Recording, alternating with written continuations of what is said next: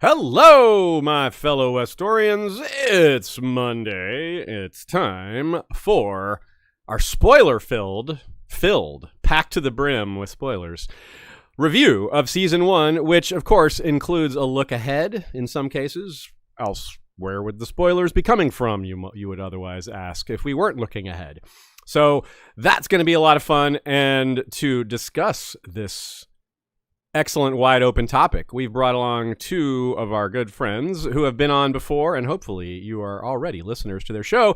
It's the Learned Hands Pod. We're so glad to have you all. Mary and Clint are back. How's it going, y'all? You know, it's going really well for me. I think less good for Clint. I went to the Astros World Series parade today, so it's been a good day for me. That's pretty cool. My team beat your team last year, but our rival could not beat you, so that works out pretty well, you know. By the transitive property, you are once again World Series champion. Yes, Braves win again. Yes, somehow we'll have our own parade here in my living room. But yes, so Clint, you're bravely putting yourself forward on this podcast tonight. You don't have a victory hat; you have a different symbol of ominousness here. Yeah, that's right. I mean, I'm a Giants fan, and the Giants won 3 world titles in the 2010s. They sure did. Not super fun, so we're just letting everybody else have their fun until we start winning again. So, enjoy, both of you. Yeah, as the folks alluded to, I just tested positive for COVID today, so I'm going to do my best to power on through. But, just so you know, if I say anything stupid, that's the COVID talking. If I say anything that you like, that's me. Okay, that's a good clarification, and yeah. I totally, I'm on board with that logic completely. There's no argument there. Yeah, you tested like 3 hours ago, right? You just posted on Twitter. Yeah, I happened to be looking. I was like, oh no, he's coming on tonight. Hopefully that isn't too bad. So it's great that you're still here. We'll have a good time here. So a couple of items to take care of before we get into the meat of the episode. Of course, y'all are welcome to send in questions.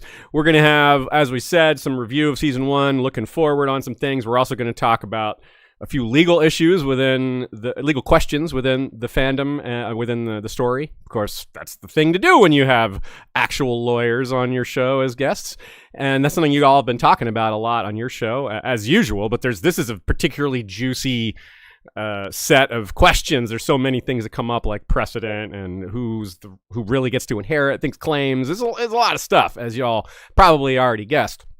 But so there's a lot to talk about. Our schedule's going to change now that the show is over. We're still going to talk show stuff on and off. We're going to allow some of y'all to help decide what direction some of these episodes take.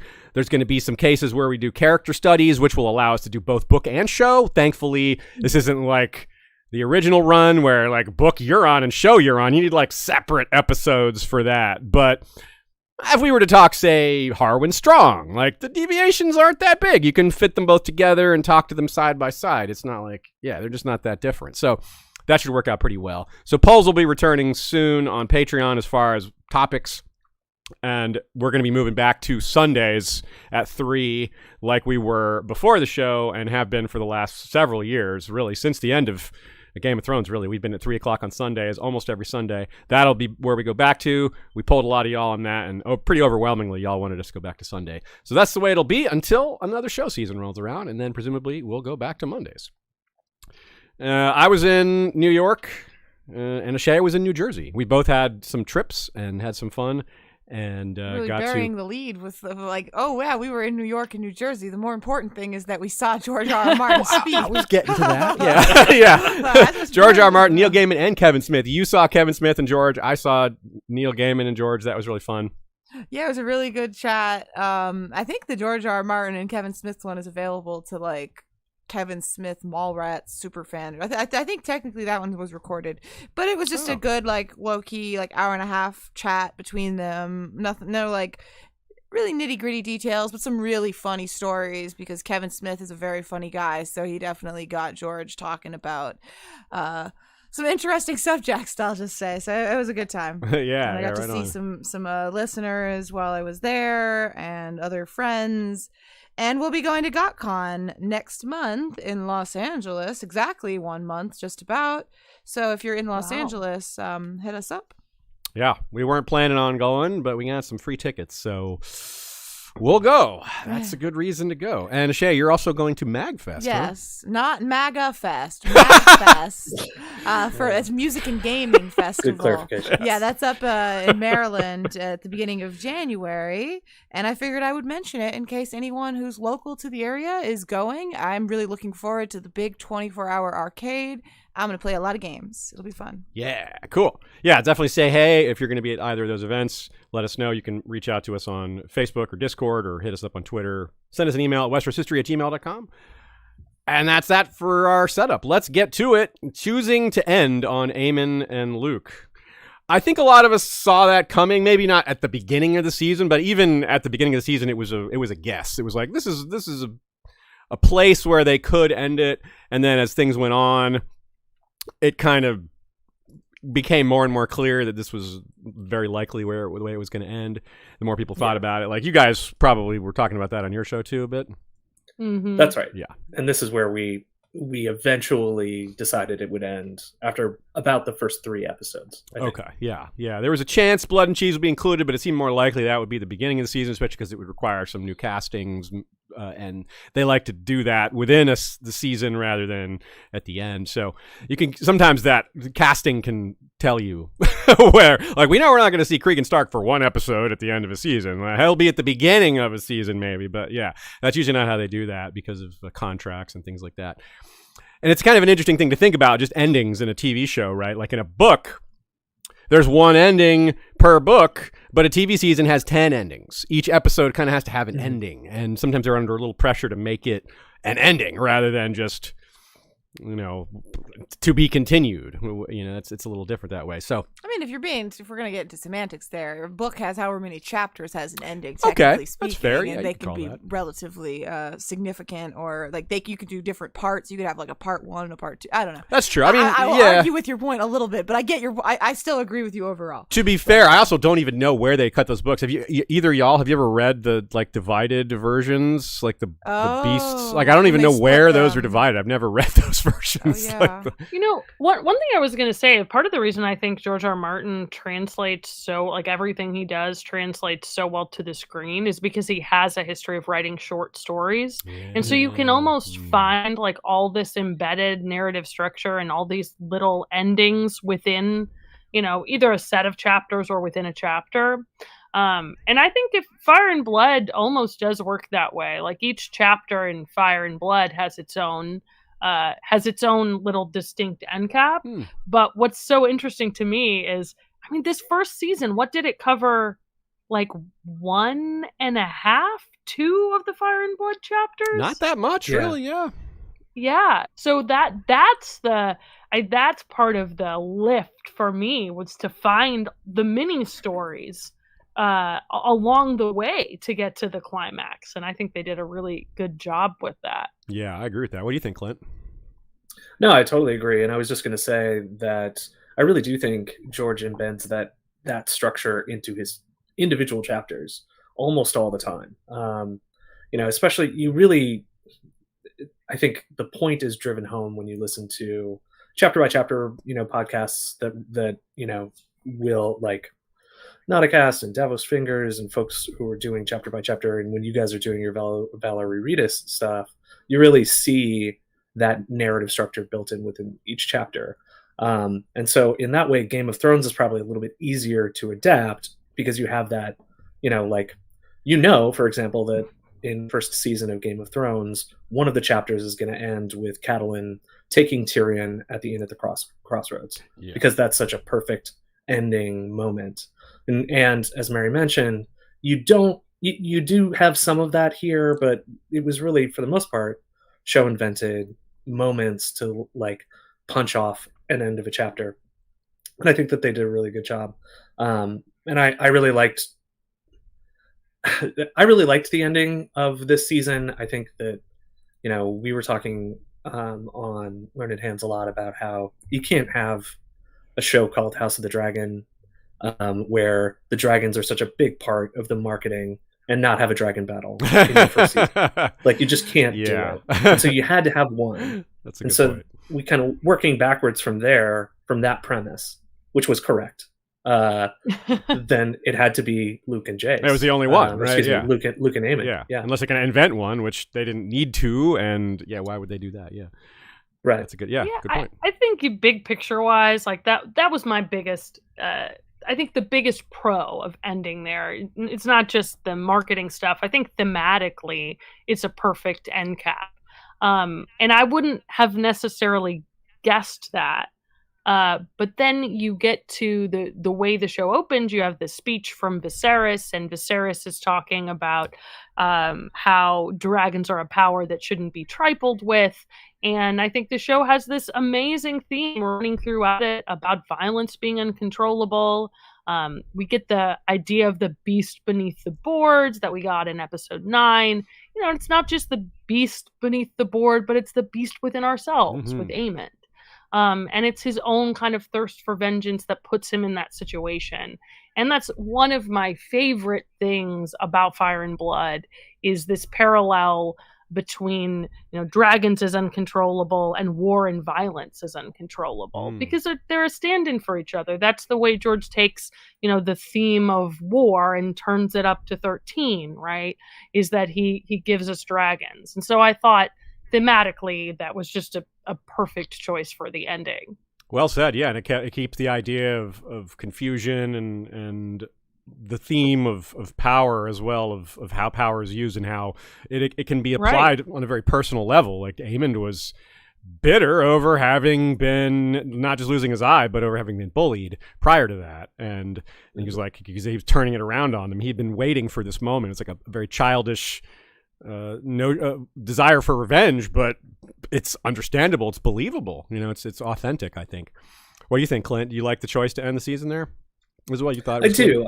And like I said, you know, I think that it fits. It gave us that dragon battle that everybody needed to see, and as Mary said, I think it properly sets the emotional and practical stakes of the game, and you know, gives everybody going forward an idea that, oh, like with Game of Thrones, all bets are off from this point forward. You know, dragons are not capable of being controlled. Kids are going to die. It's going to get real ugly. And Rhaenyra, as we see in that last iconic shot, is, you know, not real happy about this whole situation. not so much. And I think it's probably going to have some things to say about it and do about it. Yeah. I thought Emma was fantastic there. Their facial body acting is just incredible. And the way that shot parallels Daenerys's look after Missandei dies is just so striking to me. And that was just like a really, really powerful piece of visual storytelling. I think that kind of leads into my only con for this episode, which is that this ending, this was honestly one of the saddest episodes of television I've ever seen.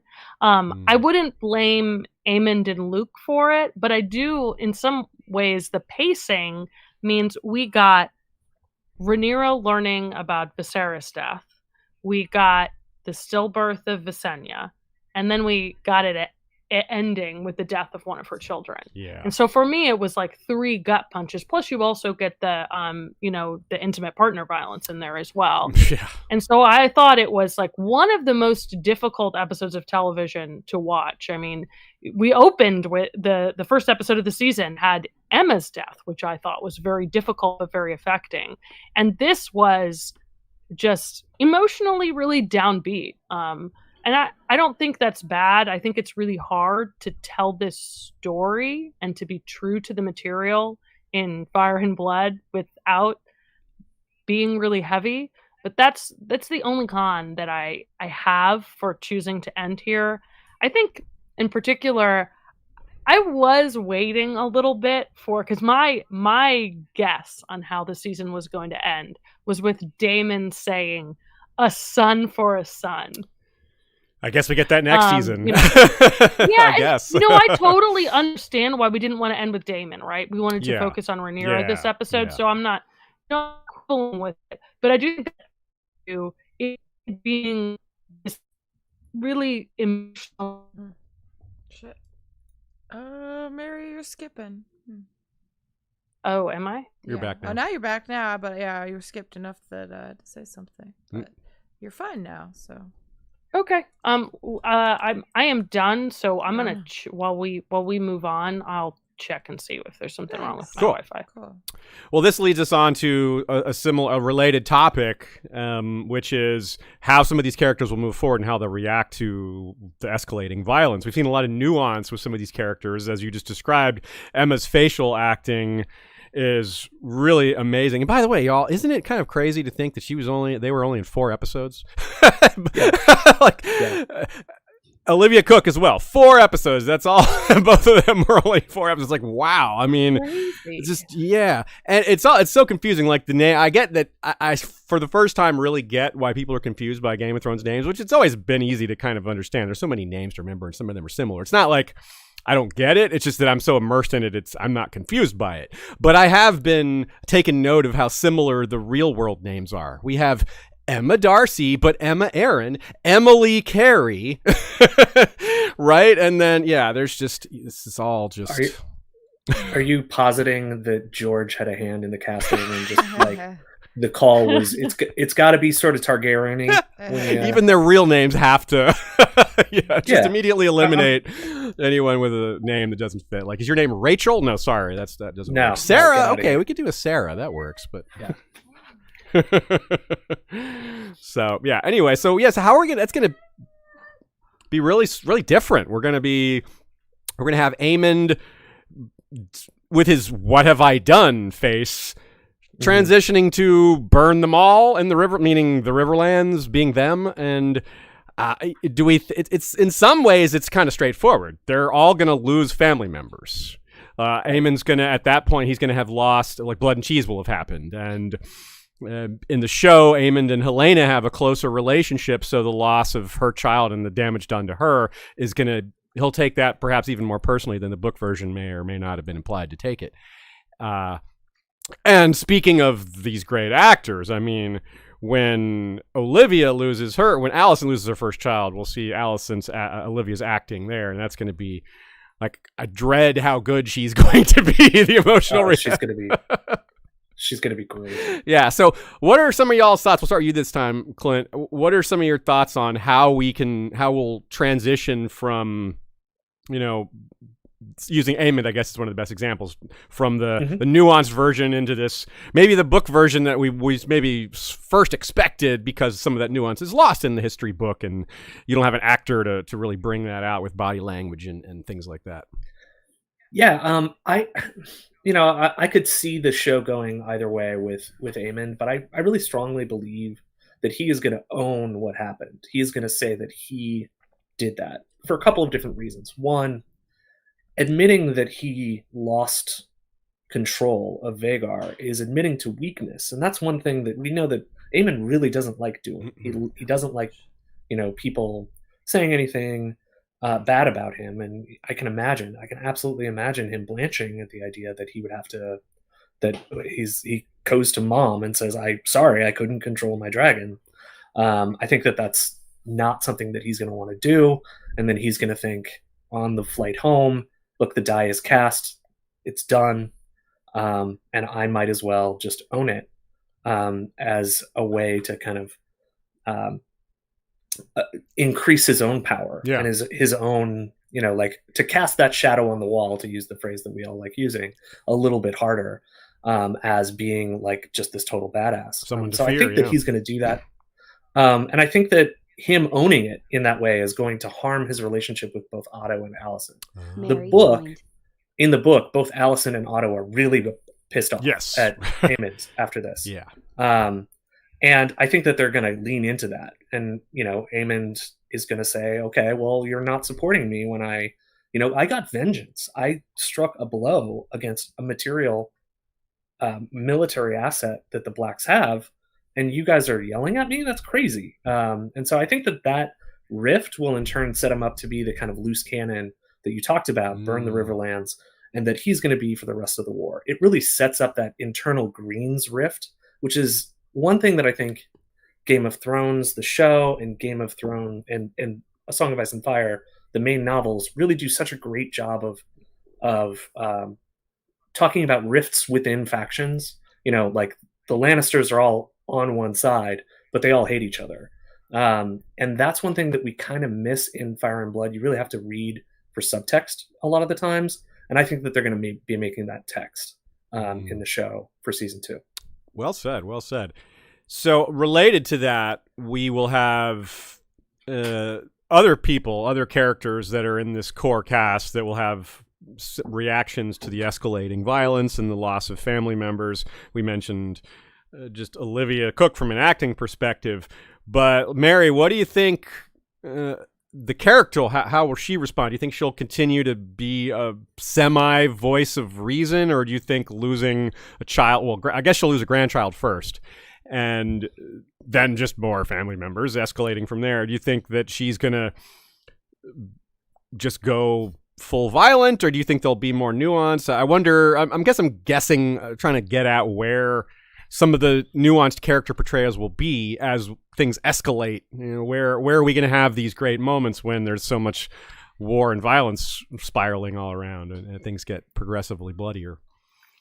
I'm really curious with Allison and the Greens generally. I think with Otto as well, whether or not what we're going to end up with is almost like a role reversal where all of a sudden we become very sympathetic towards both Otto and Allison because they are now in a position of trying to fight back against the allied Daemon and Aegon forces of violence.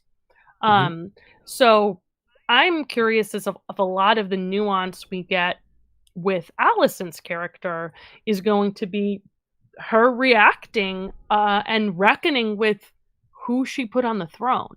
I think that was, to me, in episode 9, like one of the big symbols of, Melis breaking through the floor.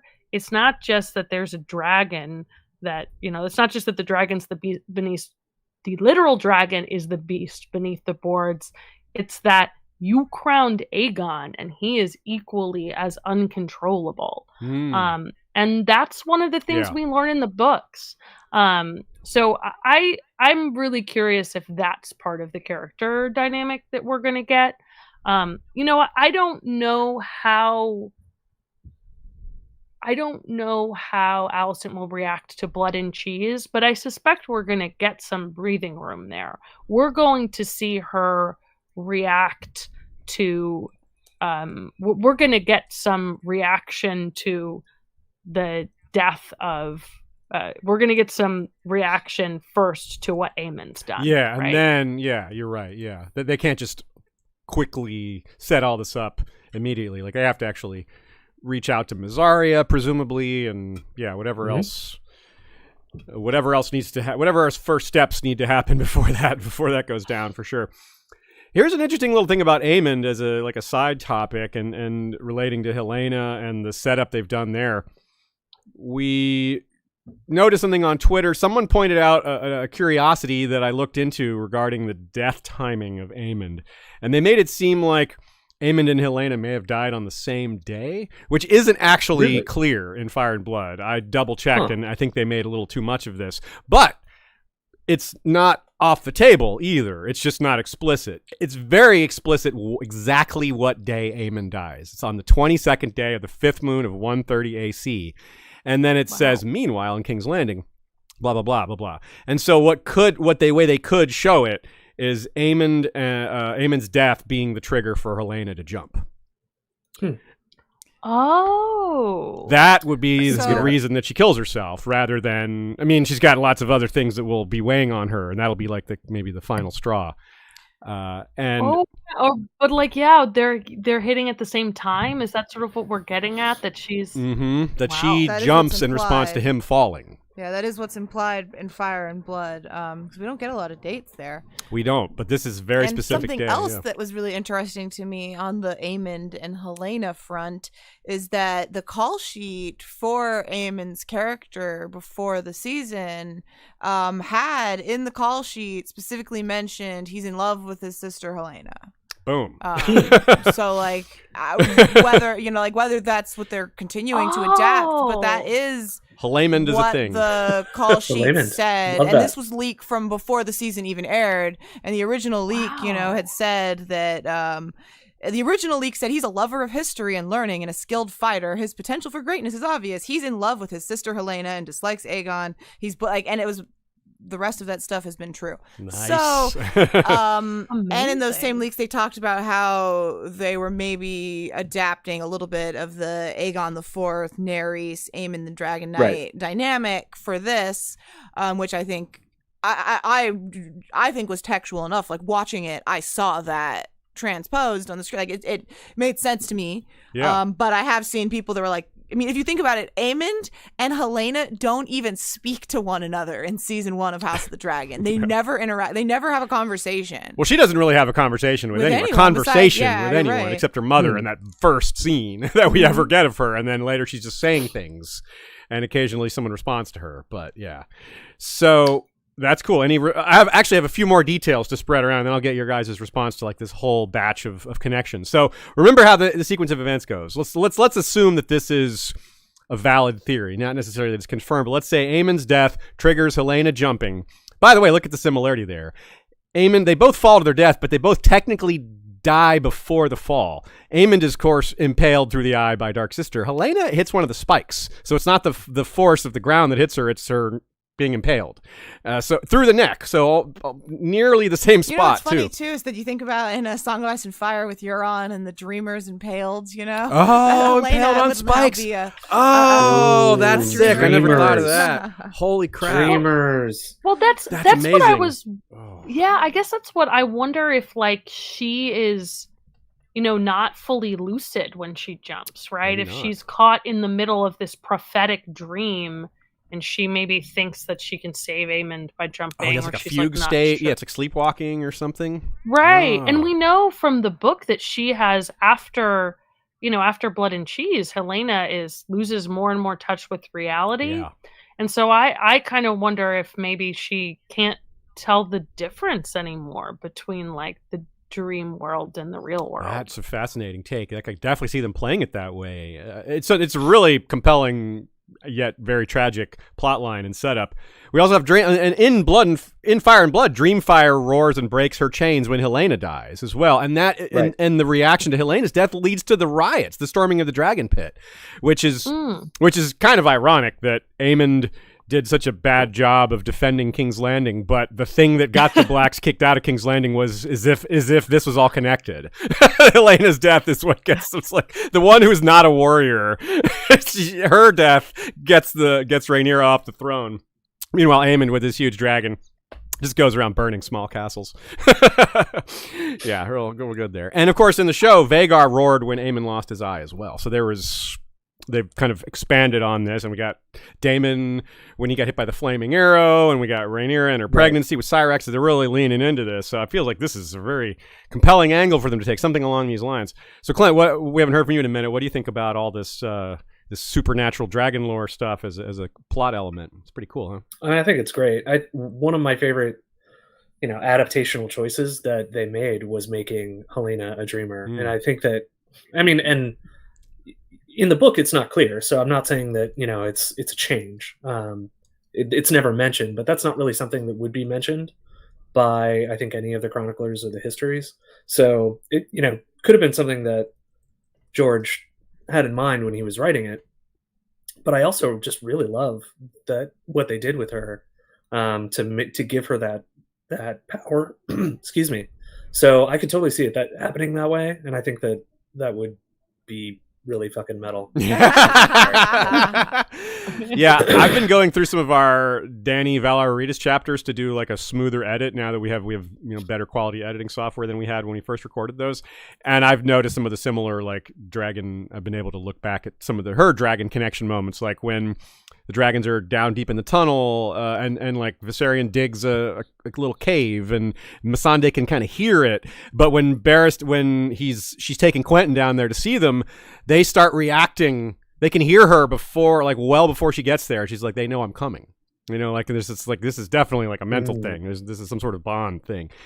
Also, as an aside, I noticed while doing that, there's the same City Watch loyalty thing that's playing out in Meereen with Skahaz has been fired as the captain of the Brazen Beasts, but he's like, oh, they're still loyal to me though. Just like Daemon with the Gold Cloaks, he's like, oh yeah, some of those guys will be on my side still. So, but that's a whole nother topic. Yeah. So this is really neat. And now I see some notes from one of y'all here that is another place I wanted to go. So that works out nicely. The relationship between Criston Cole and everyone else is also going to change, most likely, when he gets promoted. This is a guy that maybe his head will get a little bigger. You can already see how he's just ready to fight at any moment. Like, this guy is ready to go. He doesn't take much for him to draw his sword or beat someone to death. But giving him more power, that's the right thing to do with a person like that, right? Someone who can't control his violent instincts, the best thing to do is to give him more soldiers and authority, right? Absolutely. And with Aegon, never gone wrong. And that fits so well with the idea of Aegon getting out of control. He not only is he out of control, but he appoints people that are gonna egg him on. Oh, yeah. This guy, he may wear a white cloak, but he's covered in red flags, right? So. And red really stands out on white, So one of y'all has this great note here. What is this? An extremely problematic warmongering sausage party. Yeah. Whichever you wrote that, please expand on that fabulous piece of writing there. Yeah. So I one of the things I liked the most about episode 9 was that we got this dynamic between Criston and Aemond, right? It's sort of like weird buddy cop dynamic, right? And then I think we're gonna get to see that. We're gonna get to see that for sure more expand next season. Yes. Right? We're going to see, and we're going to have a third element to the problematic warmongering sausage party. I wrote it, but I can't say it. And that's Aegon. Because I think when you get the three of them together, it's like this party of violent instigators that are going to bring out the worst in each other. And I also think all of them have this really strange relationship with Alicent as well. Yeah. Obviously, there's the strange motherly dynamic between, Alicent and her kids, where she's not a very nurturing mother. Okay, let's put it that way. Maybe a little, protective, but not nurturing. Yeah. Yeah, and I think it's very clear to me that Aemond wants to please her, but they also want to be their own people. And particularly between like Aegon and Alicent, there's a lot of he wants to be free from her berating for sure. And then you have Criston, who thinks he owes his life to Alicent. So I think it's going to be a fascinating dynamic, because I think the three dudes are going to bring out the worst in each other. And then they're also potentially going to do it with something to prove to Alicent, whether it's out of a misguided need to protect her or a need to prove themselves to her. And that's a dynamic we just don't get in the books. Like you were saying, Clint, there's so much of these relationships are subtext. So that's one of the things I'm most interested to see come to life next season. Yeah, the Greens have a lot of rivalries between them, or at least have a lot set up. Like Cole and Aemon, like you said, they have a little buddy thing going, but apparently they're going to have butt heads, according to Fire and Blood later, about how to conduct the military operations. And then you'll have Alicent, the jealousy of, say, Criston Cole and Larys Strong over Alicent, or... Oh, that's right. Larys Strong is part of that problematic warmongering sausage party, too. Yeah. See, and he's so good at it that you forgot about him. He loves the little piggies. He loves them so much. Yes. But no, I'm super curious to see how disillusioned any of them might be with Alicent if they were to find out or suspect that something was going on with Alicent and Larys. You know, obviously, Aegon. Kristen, Aegon doesn't have a lot to be disillusioned with because, I mean, he's already, you know, sees his mother maybe at her worst. But Aemond, for example, as well. Kristen is obvious. Like, I feel like he could turn on a heel on Alicent. But I also am curious what Aemond would think if he saw that his mother and Larys were this close. You see it, yeah. Yeah. Go ahead, Clint. Oh, I would no. I totally agree, and I think that that's totally on the table, especially given how pious Alicent, you know, purports to be. She's chiding Kristen all the time for, you know, saying bad words. Yes. So I think that's totally on the table. I also think that the one prominent green that I'm really interested to see what they go with, or how he works out in season 2 is Otto. Mm-hmm. Because in the book, and I just reread this part yesterday, the book, the reason why the Tyroshi fleet, or is it the Tyroshi fleet? Yeah, or the like, triarchy, fleet, same thing. Yeah, the triarchy comes is because Otto invites them to come. Yeah, the letter has worked. It's very effective, and he, you know, we saw but him. It's also why he gets fired because right? it takes the too long. It bears fruit after he gets fired. Yeah. Like, he gets fired before that. And it's really funny. Yeah, they're like, well, you should have just kept Otto in place, shouldn't you have? And Otto's still there. It's not like this time he doesn't go back to King's Land or back to Old Town, apparently, because he's there when Rhaenyra takes the city and cuts his head off. Yeah. Yeah. That's a great point as well. I wonder, too, here's another angle to Kristen to consider as well for both of y'all, is that a lot of what Alicent was able to get done was because she had Kristen at her side. It was very similar to Cersei having the Mountain at her side. Like, people weren't going to question her decisions the way they used to because she could literally choose violence right then and there. And Kristen Cole being such an ready-to-go violent man. Everybody knows that about him, and she was able to use that, right? Like, in the key pivotal moment at Council, she had her way, in part, yes, because she outraced her own father to find her son, but also because she had Kristen there in the council meeting to kill Beesbury or to intimidate everybody else, including the existing Lord Commander. But if he goes out into the field, if he's Hand to the King leading armies outside of King's Landing, she doesn't have that anymore. She doesn't have him right there by her side. So that leads me to making a question decisions.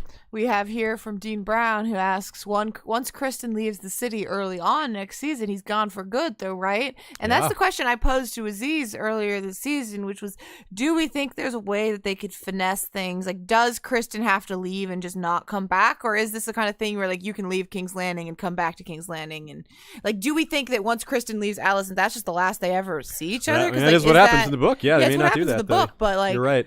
I was wondering whether I think it's possible for there to be missions out or for Alicent to leave or anything like that. Well, he does come back once. Like, they go to Rook's Rest and then they come back with the head, with Melis's head on a spike, and then he goes out again and then doesn't come back. So they do have at least one time where he comes back. But right. Yeah, that was my recollection, and it's Aemond and Kristen who decide we need to attack Harrenhal, and everybody else is saying that's a stupid idea. And it is a stupid idea, yeah. Because it is a stupid idea, and they're like, no, we're doing it anyway. Because, you know, like, the one brain cell that Kristen Cole has, like, pinging around in his skull is like, yeah, we need to fight, and then Aemond is just like, you know, kill Daemon. Yeah. So, which also isn't that smart. Like, yes, he's right that Daemon is the most dangerous warrior on the side of the Blacks, but he's also the reason the Triarchy is on their side. For example, like, if Daemon's dead, they're like, we don't need, we killed the guy that we hate. You know, do we really need to be your allies now? Like, that's what Otto played off. He's like, look, I got your enemies, Corlys Velaryon and Daemon Targaryen. You want to go fight them? We'll help. We can do. And they're like, yeah, we hate those guys. But if they're both out of the picture, then the Triarchies, and they get the Stepstones, they're like, well, we don't care about y'all anymore. We got what we wanted. Right. So, question from Brandolin Price here. If Helaemond is a thing, how do you think Alice Rivers works into that dynamic? Could the power she offers him be what pushes him to Mad King genocide? Super interesting question, because if Aemond is already, like, has some understanding of his sister's dreaming, and he runs into somebody that has, like, a better handle on prophetic powers, that could really just give him more to think about and give him more realization about what's going on with his own sister. And this could set up the whole connection that we just discussed earlier. Well, Mary, what do you think? I think it's interesting. The fandom read of Aemon and Alice Rivers is like, oh, we love him. We got to stand a MILF lover. And I don't want to take that away from anybody. But I do think it could be interesting if that's just something the history has got wrong, and that's not at all what their relationship is like. I do think the most interesting aspect of that relationship is the prophetic power thing. I definitely imagine there being some kind of Stannis Melisandre vibes to that. And Aemon actually has some big similarities with Stannis. Like, as much as they're different characters, like they're driven and they kind of tick. And they're serious. Second sons. Well, they're second sons, yeah. Not much And sense of I humor, have that.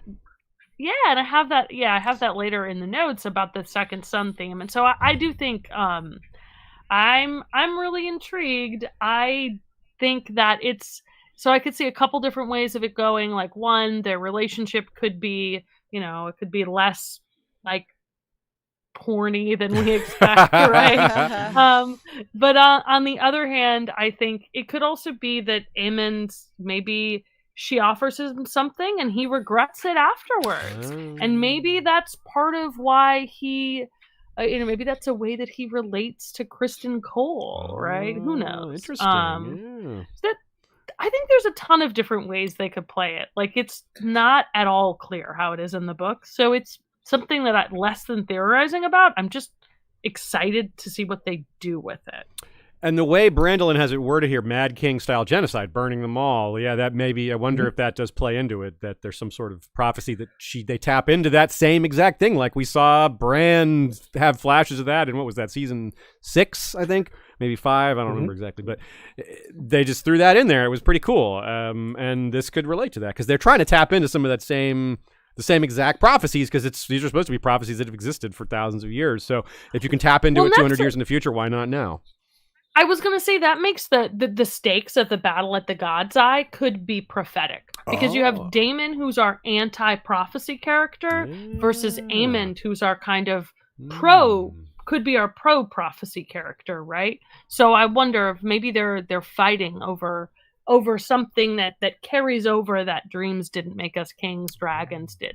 Not just fighting over where the D goes. The front to the back. Yep. I love all those ideas. I do want to think, or I do want to at least throw out the idea that Aemon at this point could be sort of like dark Rhaegar and have his wife at home and wife on the road kind of thing. Especially if he is someone who is kind of motivated by prophecy. Mary's laughing at me, but yeah, that's like I'm always in favor of polyamory, inserting it into wherever we can. So polyamory in this case. Yes. There you go. Yeah, it's right there. Look, I'm a Rhaegar Targaryen's lawyer, so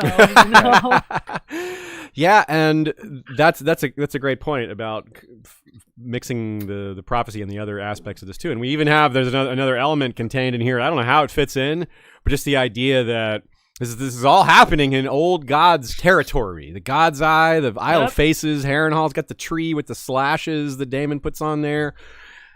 That's really cool. And Alice Rivers is a strong. I mean, this is all just very there's so many ways that I'm so curious what they're going to do with that. I'm so curious to see how they play off the whole her strong relative thing, like, because I mean, well, one, we don't even know really her relation exactly, like, was that Lionel's sister or bastard daughter or what, like, depending on how they go.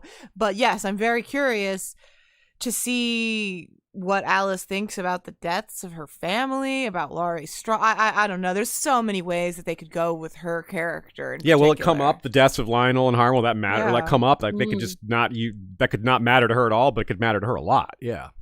Great. Good point. Mm-hmm. Another set of characters who are now in opposition. This is related to Blood and Cheese and Daemon and A Son for a Son. Is at the end of episode 10, we had Otto coming to talk to Mysaria, and then she kind of threatens him, right? But also gives him what he wants. But then Larys comes around and burns one of her establishments. Now, she doesn't know who did that, presumably. Maybe she does, but she might think it was Otto, since they just had that confrontation, and this would help set up why she sees him as an enemy now and will murder one of his great grandchildren, right? Yeah. I'm losing track of the family connections. So what do y'all think about this angle to it with Mysaria mixed in? Mysaria's had some changes to her character, not huge changes, but pretty significant ones that could presage even bigger change. She's got this sort of virus angle to her where she's sort of championing the people, but she's also not like on a personal level, she's still abusive to them. So yeah, what do y'all think about her and maybe what you see coming in that plot or just in general from her? Yeah, this is the thing that I'm sort of most looking forward to, how they handle her involvement in Blood and Cheese, which is in the book. She is involved somehow. Yeah. It's not clear how she's involved, but she's involved. But also, now that they've set up, as you pointed out, this idea that Mysaria is the voice of the small folk in King's Landing. She is the kind of, revolutionary to a certain extent. But she also has, and I think that she's going to connect the fire to the Greens one way or the other, or to the crown one way or the other. And she knows that the crown is Aegon at this point, because at this point this is before Aegon is crowned, but she knows. She very notably mentions that to Otto. So I think she's going to connect it. I think it's going to push her A, anti-Greens, and B, possibly allow Daemon to come back into her good graces after he's been gone for so long, and that they're going to then, the two of them, however they're going to do it, are going to be involved in Blood and Cheese. I am fascinated to see how that is going to turn out, because I just can't imagine that it's super horrifying, but I don't think it's going to be as simple as it is in the books. I think that there's going to be an additional layer of complication there. Miscommunication. Let's see. How can they miscommunicate this time? Yeah. There could be. It's like, we no, didn't I said say to send them blood and cheese. We meant like send them like wine and cheese, like a plate. Yeah. It's just a charcuterie board. Come on. I know you're being a little sarcastic there, Shea, but there is something there that I do kind of want to respond to a little bit, because I do hope that it's, if it's a miscommunication, I hope it's one that's someone is a little bit more culpable for. Like, part of the reason that I liked Aemond and, that Aemond situation is because when Aemond and Vhagar go after Arax, like, that is a bad decision. Yeah. And there's a lot of, like, he's being extremely reckless. And not really accounting for how young he is. So I kind of hope that we get either, Daemon doing something that's purposefully reckless, maybe Rhaenyra being involved in that, and then maybe just like misinterpreting how Mysaria will respond to that. So I just hope that there's some character development in addition to the miscommunication, if that's the route they choose to go. If that makes sense. I like that. What you're saying makes a lot of sense. What I came into my head as a possibility is that Mysaria will exceed her mandate. Yeah. And that on purpose, because she sees a benefit to herself, or she's a way to achieve her goals is by creating even greater friction between these two great powers. She ensures, she ensures that she comes out ahead and the population comes out ahead somehow. I don't exactly know how she would steer that ship, but you could see that being like, well, if I kill the child, they're definitely going to blame the blacks for this. They're not going to say, oh, it was Mysaria, it was all her idea. That just like they're not going to, just like the Greens, just like House Beesbury won't blame Kristen Cole. I mean, they will, but they will also blame Allison and Otto. They won't just be, oh, it was just Kristen. They would never believe that. They would never believe that it was just him, even though it was. They're always going to blame the people in charge. And Kristen at this point wasn't even Lord Commander. He was just a guy. They're going to assume he was told to do that. So with Mysaria, I have like kind of a pet theory almost, and it's not really something I want. It's just something I feel like would. I don't know if it's just my bias from the law of conservation of characters and action from Game of Thrones and how we were always keyed into like how they could reduce characters down or something like that. But when Mysaria started talking about, her power to the people speech, I just get a strong Sylvana Sand and Essie vibe. Me too, So my theory is there's a couple angles they could take on it. One, Essie and Sylvana are ladies of Mysaria's, and so they're part of that plot line with Mysaria and kind of maybe a little bit pawns to her, but ultimately all on the same side. The second way they could play it is that instead of Sylvana Sand, Mysaria takes on that role and is a lover. Yeah. I don't think they would do that, but I can't help but like key into opportunities when they might, like simplify things a little bit. And when Mysaria starts talking about those various talking points, that's exactly what Essie and Sylvana were all about. So I'm glad you're on the same page as me, Mary. Yeah, no, 100%. And I was thinking about that when I was going through this outline. One of the plot lines I'm most excited for is to see what happens with Sylvana Sand, and the connection with Mysaria is something I've definitely thought about. So I'm glad I'm not the only one that's excited about it. Yeah, like if I could choose, I would like to have all three characters. Like I would like Essie and Sylvana to exist separately in the same world as Mysaria. But I just can't help but be like, well, it would also be pretty cool to see Mysaria in like a lesbian relationship and like with this game and pale hair. Like that would be kind of interesting too if you want to give Mysaria something to do. Yeah, that's true. It makes sense to me. Yeah. Another potential complication is most of the allies are either unmentioned, or potential allies either unmentioned, or both sides kind of know where the wind is blowing. There's a couple exceptions. House Baratheon was already dealt with. That was a major one. But House Tully apparently is another one. Both sides thought they could count on House Tully, and we'll have to see how that goes. We know in the long run they side with the blacks, but there's a disagreement between the bedridden lord and his son. Vaguely Edmure Hoster-ish, in that sense. As in, Edmure wanted to take the field, and Hoster was like, no, in his bed, dying of, I guess, stomach cancer, telling them to do other things. So I'm not sure there's much to say there. It's just an interesting point of conflict, unless one of y'all has a comment and any expectations from the Tullys besides muppeting around.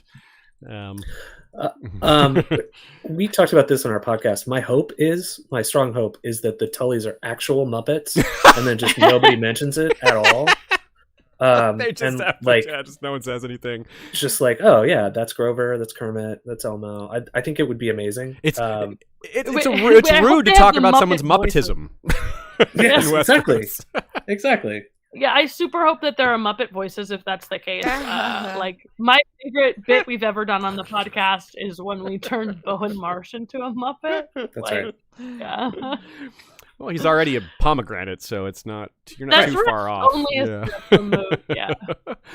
The one thing that was mentioned is another thing that caught my ear was they mentioned the Lannister fleet being crucial to the Greens' efforts.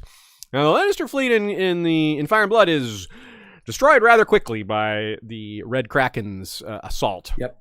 And that's a big open question, is whether they will include the Red Kraken at all, or just as a thing that gets mentioned. I kind of doubt we'll see much of that. It feels like they don't have the budget for like a whole nother battle of a character that's kind of separate. Like when we dealt with the Red Kraken in our Dance of the Dragons covers Radio Westeros, we just did a whole separate episode on him because it's really detachable. It is a whole separate war that happens during the dance that doesn't really spill out of its region and ends before detachable Kraken. Yeah, they've got those arms. You can just pull one arm off and it grows right back.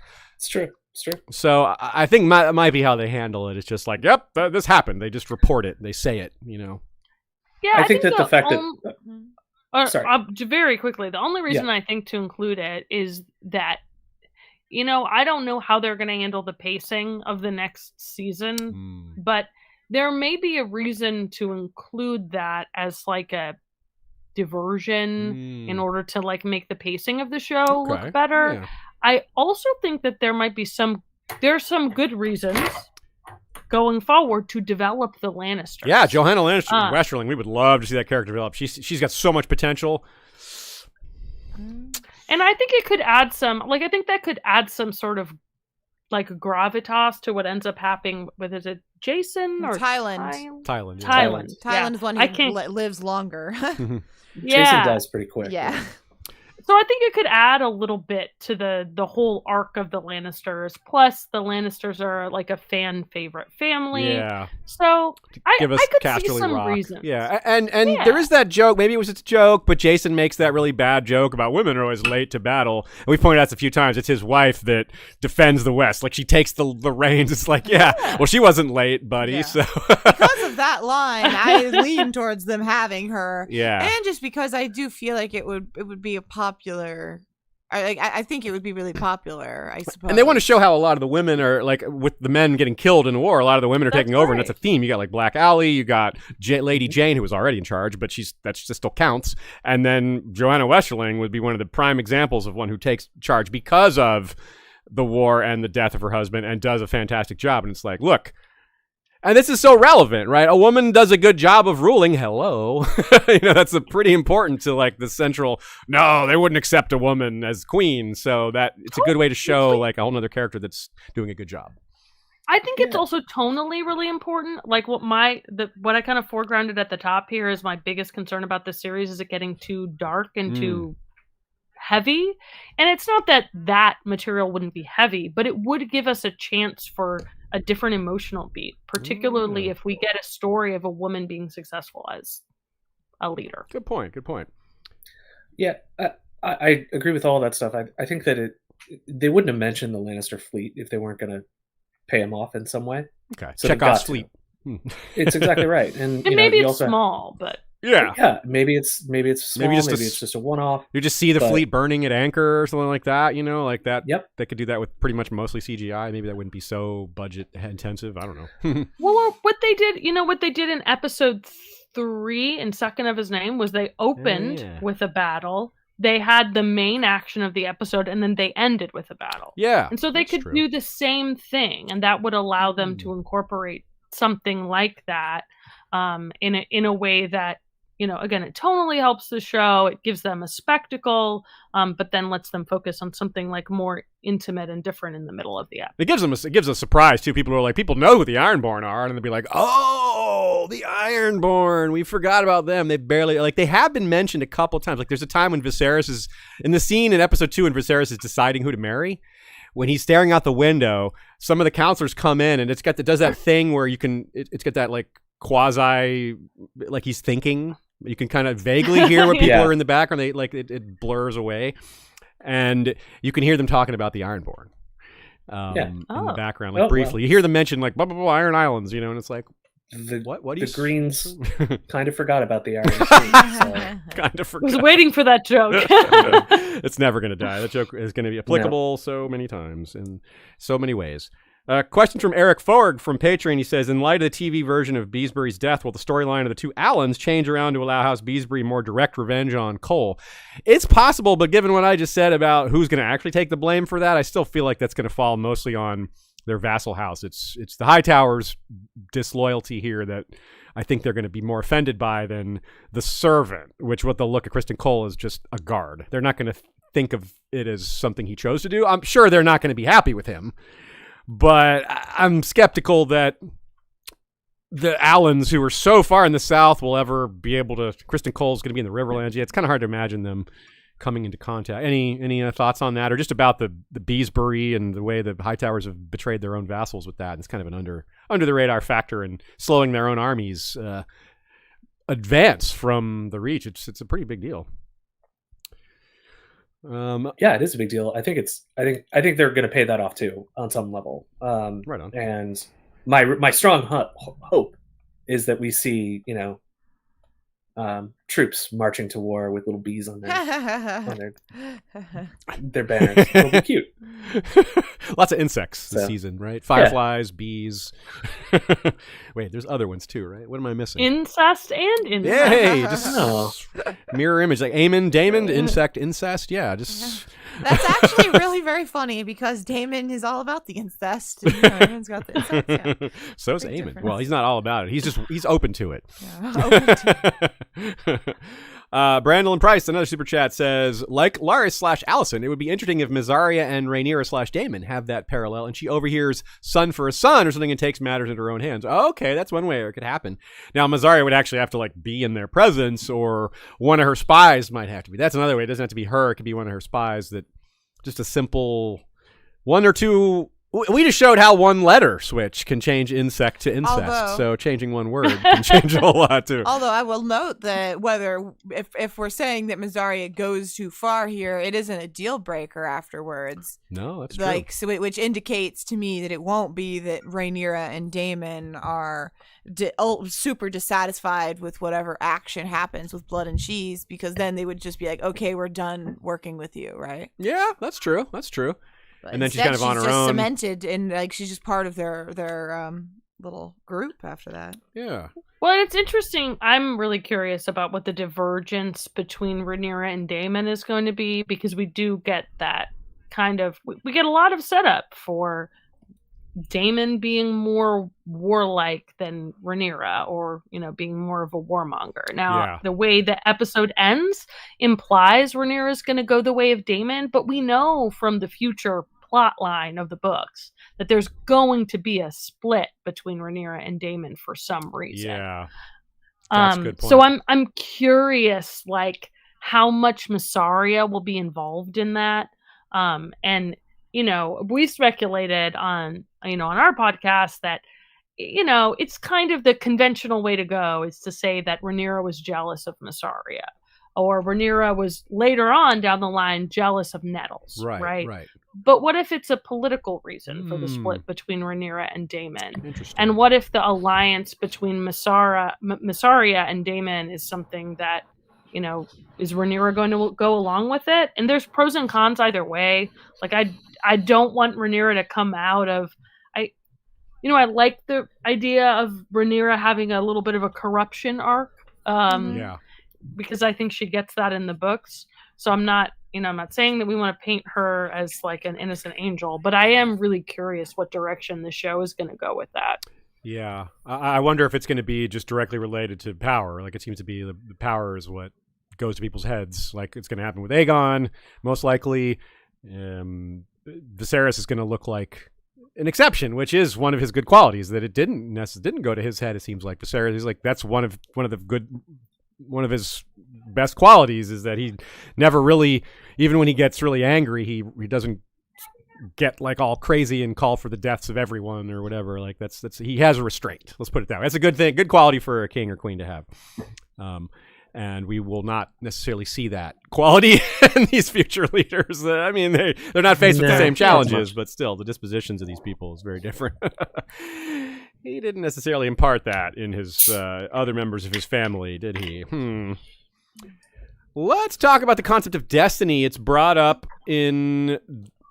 for Luke, and it's very tragic that his destiny ends up being just to die to start a war, apparently. Not entirely what anyone had in mind for that. But destiny, interesting, it only appears 10 times in the books, the word destiny or destined. If you include non-ironic examples of the word destined, then it's only like 12. It's only like 12, 13 times the entire series. There's a couple times where it's destined is used like not in a prophetic way. Like Melisandre says, the free folk are destined to be extinct. It's like, okay, well, that's just like a prediction from societal level prediction. It's not necessarily like, I've seen the future and there will be no wild, she's just, it's like, that's more of a socio prediction rather than it's a little of both, because she's also saying the winter coming and all that. Still, you get my point. It's in terms of supernatural reference to destiny, there's only about a dozen in all the books. But they are all very similar to this, and they all are almost entirely ironic like this one was. For example, Season 3, Episode 8, Stannis, to an imprisoned Davos. We don't choose our destiny. What is the life of one bastard boy, Luke, against the realm? Of course, in this case, he's talking Gendry, and maybe his own daughter, who's not a bastard, but later that'll come up. And then it's nearly the same comment in A Storm of Swords, Davos 5. This is the equivalent book moment where he says, we do not choose our destinies, which is pretty much what Rhaenyra says. Yet we must do our duty. No, great or small, we must do our duty. Stannis Davos is like, And of course, both these scenes happen on Dragonstone as well. They're happening in the same place. And under somewhat similar circumstances, Stannis feels like the throne's been stolen from him. Rhaenyra, of course, a lot more has transpired since that happened, but pretty similar still. Quentin Martell, poor guy that he is, as just before he dies, he says, this is my duty, my destiny. It's like he's parroting Stannis and gets burned to death. Fittingly, the man who burns people to death, Quentin, gets burned to death by a dragon. He also thinks that and my own destiny. I am a prince of Dorne and the blood of dragons is in my veins. So I just read you like half the examples of the word destiny being used in all of A Song of Ice and Fire, and they're all just like, you know how George is with, with destiny. So destiny and death intertwined. I think you mean destiny. Destiny, yes, for George it's destiny. Nice, that's a good one. That's good. So interestingly, the word destiny does not appear in reference for Dany, Jon, or Bran. That's fascinating. Yeah. So tell us what you think. Responses to this this data. So Dany isn't Destiny's child? She is. She's also not a survivor. No, she is a survivor. She's a survivor. Let's make sure that we're respectful of Beyonce. Houston resident. I've got to be respectful of Beyonce. She's a queen. Dany's a queen. They have that in common, That's right. I don't think Beyonce's ever had one burned, though. That's true. I think, Destiny is probably one of my favorite, master tropes or themes in A Song of Ice and Fire. To me, it's like a prism. You look at destiny, you look at it from different angles, and you see something different. You see a different way that it drives the characters in the books. In a lot of instances, destiny is like the self-centered version of prophecy. In the case of Quentin Martell, in the case of Stannis, it's main character syndrome. It's the belief that you are the protagonist of reality. And it's interesting how the show might fold that in with, by the show, I mean how Hot D might fold that in with the self-importance of a lot of the people that are second sons, the theme of needing to prove oneself, but also for people who, inherit their birthright, the theme of people believing that they deserve more than they have, or that they're overly entitled. How many characters believe the comet was about them? That was exactly all of them. Right. Yeah. Well, and the comet being about them, it's the same as people believing they're entitled to sit on the Iron Throne. And so I think that, to go back to the idea of destiny as a prism, this is the big picture stuff of tragedy, and the different angles that you approach tragedy from. Is destiny that you're legally entitled to something? That's certainly what Stannis thinks, right? Yes. Is destiny justice? That's what Daenerys thinks, I would say. She believes that she should sit the Iron Throne because she wants to break the wheel. That's show Daenerys, for sure. Is your destiny to fulfill your purpose in life? I think Aemond and Jon Snow both think that duty is destiny. Yeah. Is destiny claiming your inheritance? That's what Vaemond Valerian thinks, and that's what leads to his death. Yeah. Is destiny fire and blood? Is it the will of your family members? That's what Rhaenyra thinks. Or is destiny, like we talked about before, Quentin Martell's self-delusion? Is it a way to cope with a life that is meaningless and makes you feel powerless? Is to project some sense of your own importance and destiny upon it? This is truly one of the things that I think that George R. R. Martin does the best in A Song of Ice and Fire and Fire and Blood, is that he takes a concept like, destiny and inheritance and breaks all of that down in a bunch of different, really significant thematic ways. And like you said, Aziz, he makes it kind of like ironic. It's this twisted, tragic version of what destiny means. In a sense, that's the one thing the one thing we're all destined for sure, is death. That's the only thing we can be certain of. Speak for yourself. Yeah. Speak for yourself. Yeah, I'm immortals over here. Yeah, that's great. I love it. I think we're going to see a lot of that with Alice Rivers and Aemond, like we alluded to before. Like that's interweaving the theme of second sons, the theme of destiny and prophecy, and I think definitely we're going to see this theme played with throughout the next season. That's super well said. Good said. Well point. What about you, Clint? What would you have to say about destiny? So the way that I agree, Mary, that was great, and it reminds me of one of my favorite quotes by Abraham Lincoln, where he says, "We all declare for liberty, but in using the same word, we do not mean the same thing." Oh. And the same thing can be said about destiny, right? Like liberty is this like concept; it's this big concept, freedom, that if you are motivated to, you can wrap it around your own particular ideology, your own particular wants and needs. The same thing is with destiny. It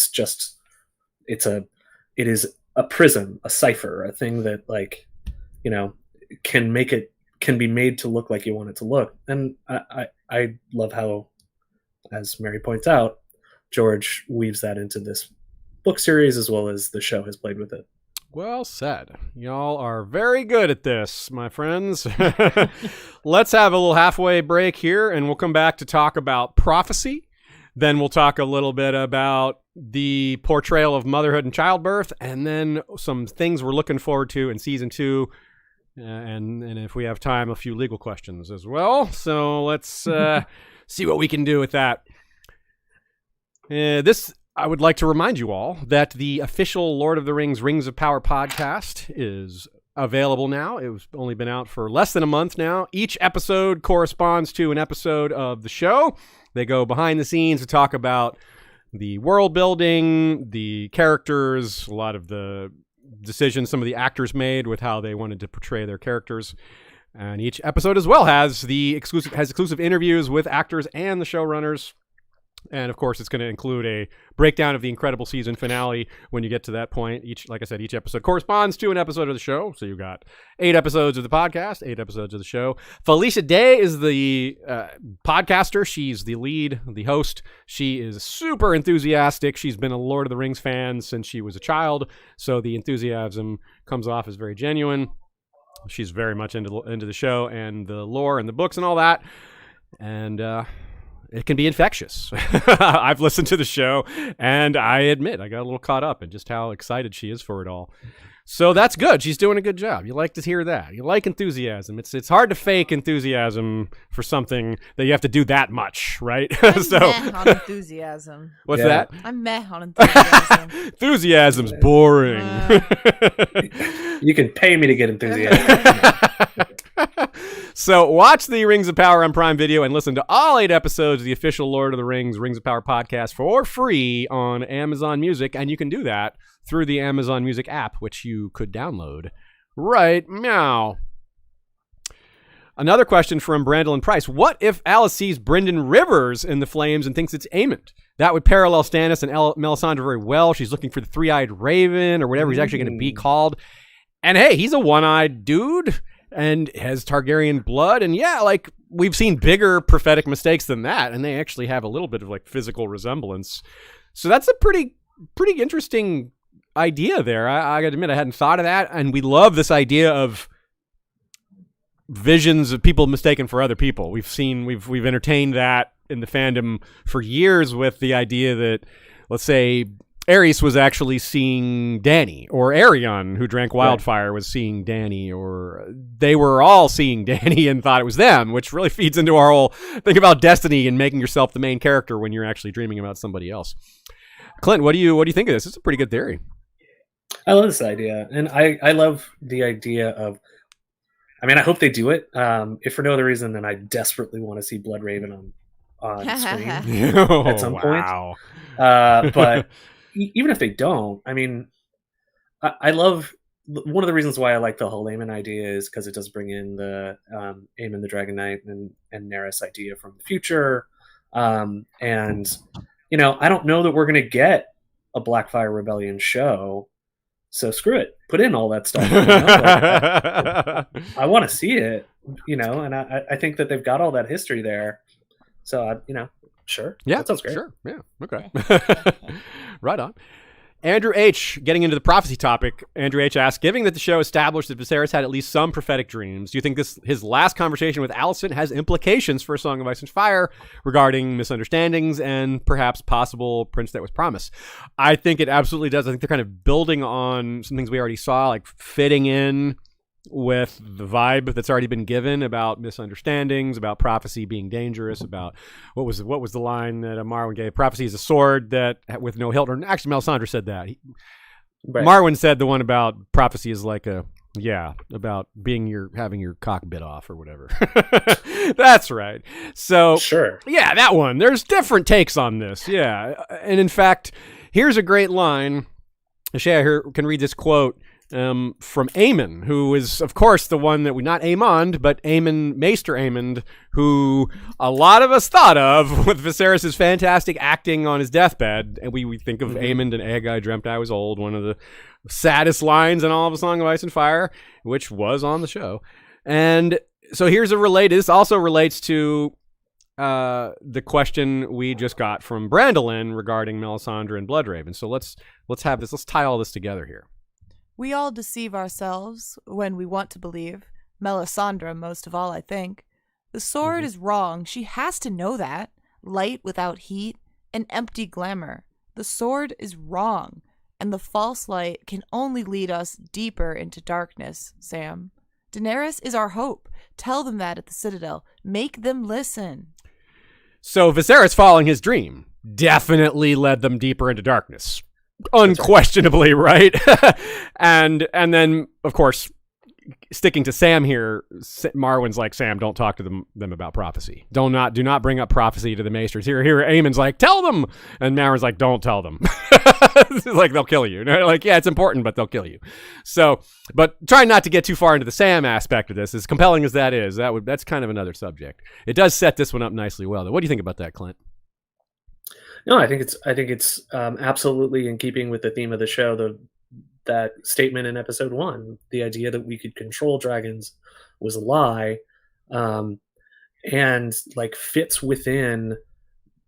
We see that aspect of it, that sort of prophetic statement by Viserys that we can't control dragons, and we see that demonstrated very clearly at the end of the season. And then we also see, as you guys have pointed out, the idea of prophecy and the idea of dragons used interchangeably, often throughout Dany's arc, but also in the Song of Ice and Fire itself, and like the dagger, right? Like the dragon is the prophecy, is the dagger, is like the whole point of why Aegon the Conqueror invaded Westeros. And so it's weaving those themes together in the way that Mary had mentioned earlier. And really, I'm really excited to see how next season we are going to discuss prophecy, because I think that they've got to. I mean, obviously, they're going to be bringing up the Song of Ice and Fire a lot, but obviously, they've got to talk about like what does that prophecy mean for the war, and also what does that prophecy mean for the individual characters who know about it. Yeah, how does it motivate Rhaenyra? Like, what is it, and how does she tell her children and things like that? Yeah, like she's told Daemon now, but yeah, I was still so surprised that she didn't tell Jace before he left to go north that we saw. Me too. That was surprising. Yeah, because we thought that would maybe be something they talk about. He and Sarah talks about, or he talks about with Cregan, maybe Cregan. I wonder if she's going to tell Allison when after she takes the throne, because I think there's going to be. The chemistry between Emma Darcy and Olivia Cook is so good that when she takes the throne, and my hunch is she's going to take the throne at the end of season 2.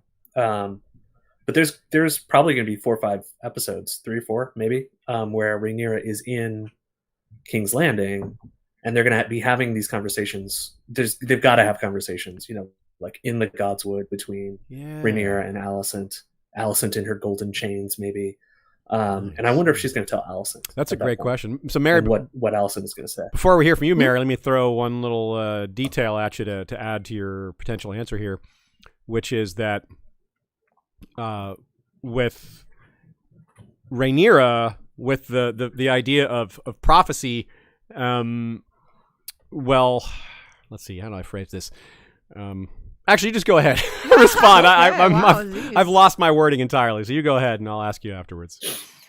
No, I definitely think, one, I hope we get a flashback to Rhaenyra having told Jace about the prophecy, because to me it doesn't make sense for her to not have told him, particularly with the mission to the north. Yes. Right. So I'm curious if that's something we might get. But then in terms of Rhaenyra and Allison, I love the idea of Rhaenyra and Allison talking about it, in part because I want to see Allison's reaction. Yeah. Because Allison will then know that she misinterpreted Viserys' words on his deathbed. That's what I was going to bring up, that I couldn't struggle to Right. put into words, is how Allison is at least primed on the notion of this. She does. It's not going to be like, oh, you made this entirely up. She's like, because she at least heard Viserys talk about it, so it's not something out of left field for her. Well, she's heard him talk about it twice, because That's true, yeah. it's not just his deathbed. It's also in episode 3. Viserys and Allison had that whole fireside chat. Good point. And yeah. I wish that was tied a little bit in more at the end of episode 8, because I do think when I heard Allison and Viserys have that talk in episode 3, I was like, man, this is not the way. This has a lot of potential to go really wrong, because to me, it was setting up the idea that Viserys had doubts in Rhaenyra. So I'm really, really interested to see how that played in Allison's mind, and to have Allison get this realization that she misinterpreted everything, because obviously no one believed her. That was one of my favorite parts of episode 9, was no one believed her when she said it anyway. So I would be it was so funny. That was just darkly hilarious. Yeah. One of my favorite parts of really the good. season. Yeah, it's really good. I'm glad that they're both primed with that knowledge. There's something they can discuss without one of them being like, are you crazy? What is you talking about? Prophecy and all this nonsense. Yeah. So Right. I actually do have the quote from Marwyn. He says, that is the nature of prophecy, said Gorgon of Old Geese, who wrote that prophecy is like a treacherous woman. He says, prophecy will bite your prick off every time. He chewed a bit. Still, it's like the He chewed a bit. Oh. Yeah, I know. He's chewing sour leaf. Yeah, George is having fun with that scene. And he says, still, it's like the indecisive woman meme where she's like, no, actually. No. The prophecy is totally like that, because there's times when it's dead on accurate, like with Cersei. Like Cersei's like, the Magi knew how many children I would have. It was 16, like a huge number, 16, 13 for Robert and 3 for her. And she knew of Robert's bastards. And then Cersei thinks years before any of this even happened, she promised me I would be queen. And all this other stuff like that came true. Like, so... We also, and the Ghost of Highheart, like her predictions are like, bam, bam, bam, nailed it. And Makoro, his predictions are like, bam, bam, nailed it. So it's not something we can just throw away either. It's definitely got accuracy to it, but it is dangerous. Clint, what do you think about this business here? I mean, that quote from Marwyn the Mage is amazing. I can't believe I've forgotten about it. It's one of my favorite quotes in all the books. It's a panoply of mental imagery. But setting all that aside, I guess, like, yeah, I think it's going to be really interesting to see how they're going to talk about the prophecy in ways that are material to things going on in the show. So, like, and I see Jamie in the chat is talking about how, is the prophecy more about the dagger and less about the lineage?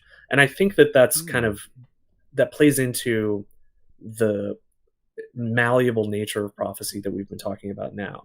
Because I think, like, Viserys thinks it's about lineage, right? And less about the dagger being more of like a, the physical manifestation of the prophecy that's separate and apart from the dragons. But I think that there's just going to be a lot of conflating of that, and because of the changeable nature of prophecy, the fact that it's a sword without a hilt and it changes like flame, you're going to have issues with individual interpretations of what the prophecy means. So we already know that Daemon doesn't think much of it and probably won't think much of it going forward. But, let's say Rhaenyra does tell Jace, or does tell, Aegon the Younger or somebody like that. How are they going to think about it? Because it's a game of telephone. It's a constant game of telephone. It's like, well, wait, Grandpa said this, but wasn't Grandpa kind of crazy? And this seems sort of weird. Something's lost in each telling. Yeah. It does. It changes in each telling. And it's one of those, that's how history is. That's one of the things that makes Fire and Blood so fun, is that it's like, well, none of this stuff could be true for a number of different reasons. But the prophecy is going to change in the same way. You know what's something that just occurred to me is that Daemon, the Fire and Blood asks the question, why did Alice Rivers have no impact on Daemon? Mm-hmm. Maybe that's why. He's like, shut up, prophecy girl. I don't care about that.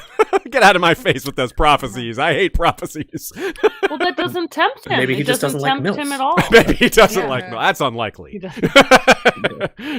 I want to say really quickly, I was staring here at my Allison with the dagger Funko Pop. Oh, very nice. And it made me think about how the Dagger of Prophecy is like this really potent symbolic tool. And it made me think about how Allison striking Rhaenyra with drawing her blood with the Dagger of Prophecy is such good foreshadowing for what ends up happening at the end of episode 8, because and in episode 9, because that prophecy is what she uses as her justification for going against Rhaenyra. That's true.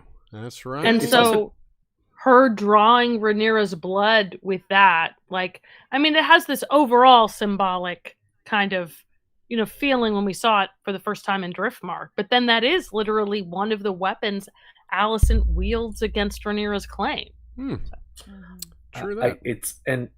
I think it's also foreshadowing for the ultimate way that Rhaenyra dies, right? If we're looking at the dagger and the prophecy and the dragons all being one, there you go. During our regular coverage, Sean caught, because Sean's unsullied, as you two probably know.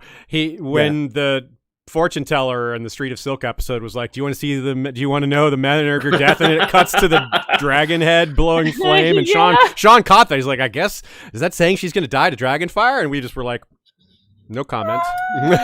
Which is a comment. Well, we're like, what are we supposed to say to that? We're like, maybe. It's hard not to give it away just by your answer. I remember that moment very vividly as season. I was like, how did you keep your cool? Joffrey spoils it in the main show. Yeah, when he's talking to Marjorie. Right. Yeah, Joffrey. Just tell Sean not to rewatch. Yeah, you can't rewatch. And he's seen all the history and lores too. Yeah. Just for all the extras, they had the Dance of the Dragons, all the whole events. So of course Joffrey is the kind of guy who's going to be posting spoilers on main. Right? It's always those young jerks. Just they love to spoil. Okay, let's talk about motherhood and childbirth. We'll start off with some lines David J. Peterson translated and posted on his blog, but weren't used, and they definitely add a little bit to the picture here and clarify a few things that we kind of assumed, but maybe weren't sure about. You want to read these, Ashaya? Sure. These are from Rhaenyra. Yeah. Said, Visenya, my only daughter, born an abomination. Mayhaps she is a warning from the gods. She is an augury, born on the day my father died and my crown was stolen. So this is building on the questions of characters turning after family members are killed. The season ended with a mother losing a child after losing another to stillbirth earlier in the episode, and the season began with the mother dying in childbirth. It's just bookended, and of course, lots of children born during the season. It was a major recurring thing, children and motherhood. And of course, in the book, Rhaenyra actually blames, according to the source, some of the sources, she blames the Greens for the death of Visenya. Of course, she's also a lot more pregnant. She's 8 months pregnant. But Luke And Aemon's intent is kind of irrelevant to what Rhaenyra is going to believe about what Aemon was thinking and what those around her will believe and push her to do, especially Daemon, who is going to take it as violently as possible, one would assume. So given that so much of the story is centered around these two mothers, the princess and the queen, after all, is the name of the story, right? And the struggle for what will happen to their children, the survival, power, etc., history books tend to be extremely male-focused because most historians have been male throughout real history. Fire and Blood leans into that as an in-world text written by an entirely male academic body that's banned from relationships. So it's like George's typical turn it up to 11. So even his like overly male source material is made even more overly male by which he intends to do to make points, I suppose.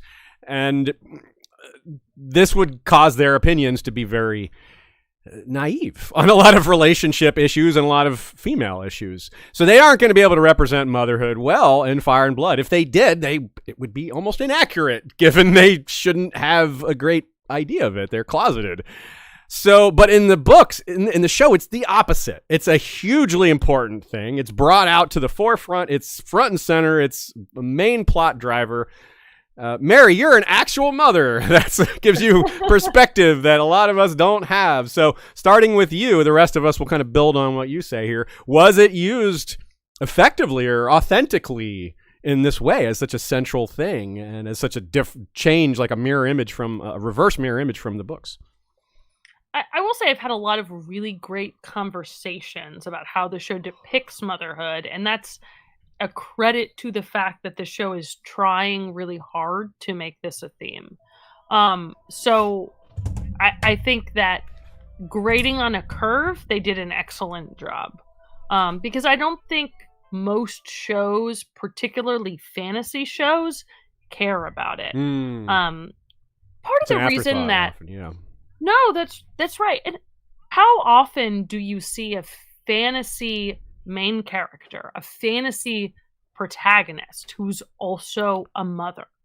It's very uncommon. The only other example I have is the Broken Earth trilogy, which so everyone good, should read. So good, yeah. Yeah, there and even then there's the way that story works is it separates the main character from her children during the main arc of the story. Yeah.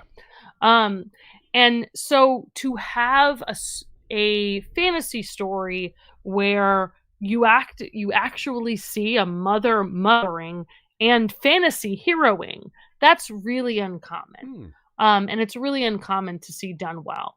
And so that's something that means a lot to me. So I'll kind of pro-con it. The con, I'll start there. I just wish we had more time to let these themes breathe. And part of the reason is I care about it. Like, as a working mom, right? It's a theme that matters a lot to me. And I think it's something that we have the potential to explore a ton in Rhaenyra. Particularly with, adult Rhaenyra when she's a mother.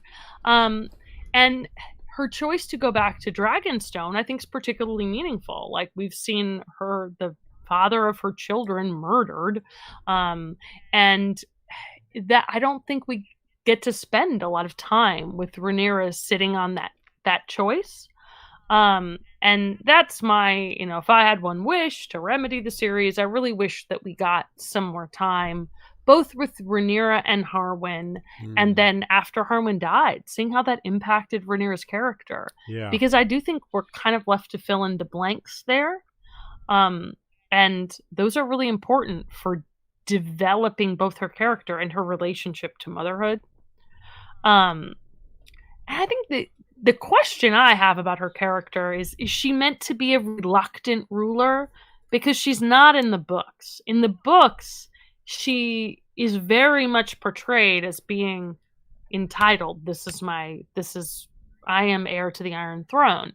And I totally understand why, like you said, Aziz, these are maesters who don't want to see a woman in power. So of course they would make her seem like as Stannis entitled as possible. Totally thinking of Stannis, yeah. Well, that was my big takeaway. When I read Fire and Blood, I was like, man, Rhaenyra's female Stannis. And I was totally here for that, because I think that's really interesting. But it feels like they're going a different way with her character, which is taking a little bit of time for me to digest. She seems to be a lot more like Viserys in a lot of ways. Like someone who's accepted the responsibility and mantle of ruling and struggles with it. Like, we got that wonderful, one of my favorite scenes of the season was Rhaenyra talking to Viserys on his deathbed. Well, not his deathbed, but close to his deathbed, right? Yeah. And asking whether or not he intended for her to be heir. And to relate that back to motherhood, well, what happens right after she does that? She brings her kids in to show them, and it's this really interesting contrast, I think, between, the demands on her as a mother, because those kids are crying. They're not happy to be there. Mm-hmm. Which might be because the actual children actors were not happy to be in the scene. Relatable. So, I mean, I don't know. All of this matters to me a lot because of how much I care about what I said before about Fire and Blood, but portraying a woman that's a fantasy hero and a mom. I bet we're going to get a lot more of it, but it would have been good to spend more time with it. Okay. Because I just think it's something we don't get to see a lot of. You're right. And if we get Rhaenyra gone bad next, then we haven't got... I don't know how much time we're going to really get to sit with her and the motherhood theme. But who knows? Like, I'm curious. I think one huge pro for me, like one thing I thought the show did really well, is show the juxtaposition between Allison and Rhaenyra as mothers. Ooh, Allison, I think, really clearly struggles with her role as a mom. And that's important to show.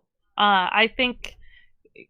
the narrative about women is that you're either a good mother or you're a bad person. And like what you said earlier about nurturing, like we see Rhaenyra nurturing, like we see her telling Luke he's a good boy, and like she smiles when he says you're too perfect, and it's very tender. Of course, they're setting us up for tragedy there. It's part of why they do that, but still, it still counts. I mean, it's still real and authentic. Oh.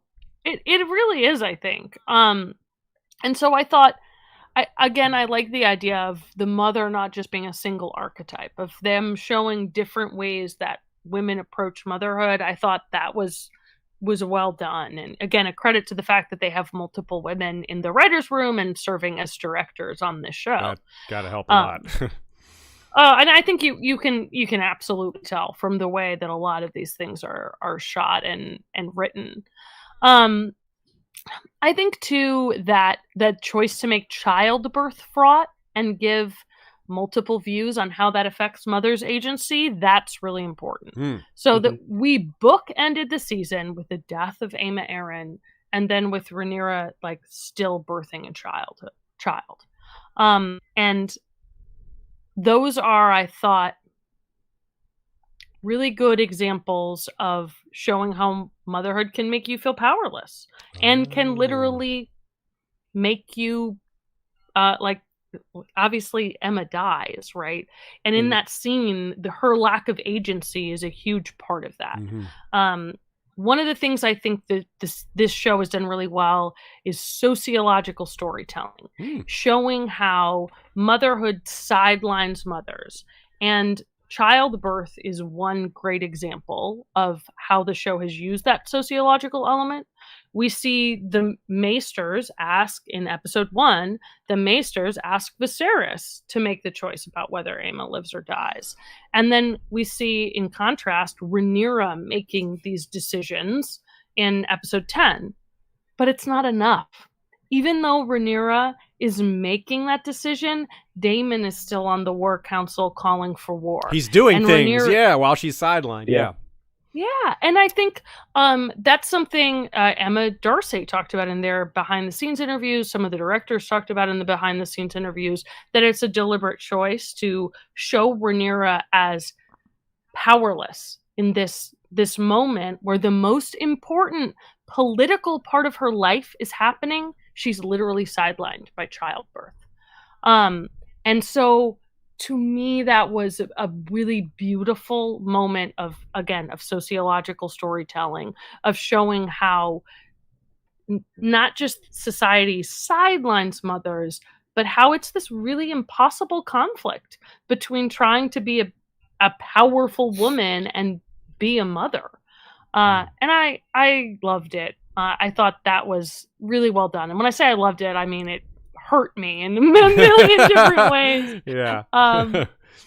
It's something we see with Allison as well. Like, look at the time that Allison spends having to clean up Aegon's messes. Oh boy. Instead of furthering her own agenda, like in her own power, she has to clean up Aegon's, rape of one of the serving women, and that causes tremendous difficulties for Allison.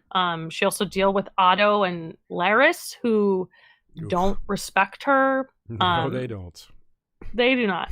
So that is all to say, I think that I'm not, I don't have like a definitive verdict on whether the show has been effective or not, but I think that they're doing just so much a better job than Game of Thrones.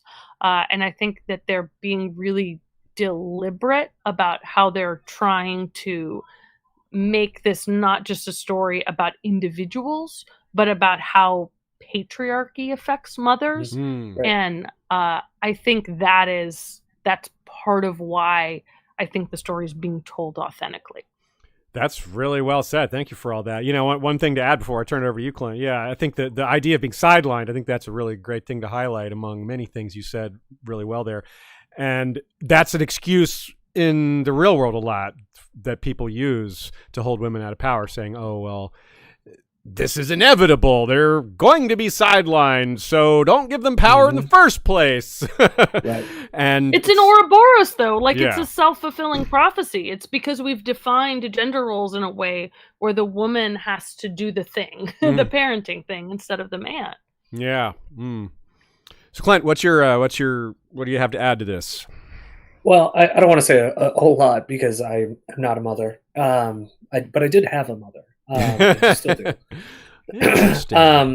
And there are some things that really connected with me, and I know that we all talked about how Allison wasn't necessarily the most nurturing mother, but there's that one scene where she's talking to Helena about her bugs, and it really connected with me because I remember my mom, kind of asking me about my Transformers in this way that she's like, okay, tell me which one is Optimus Prime.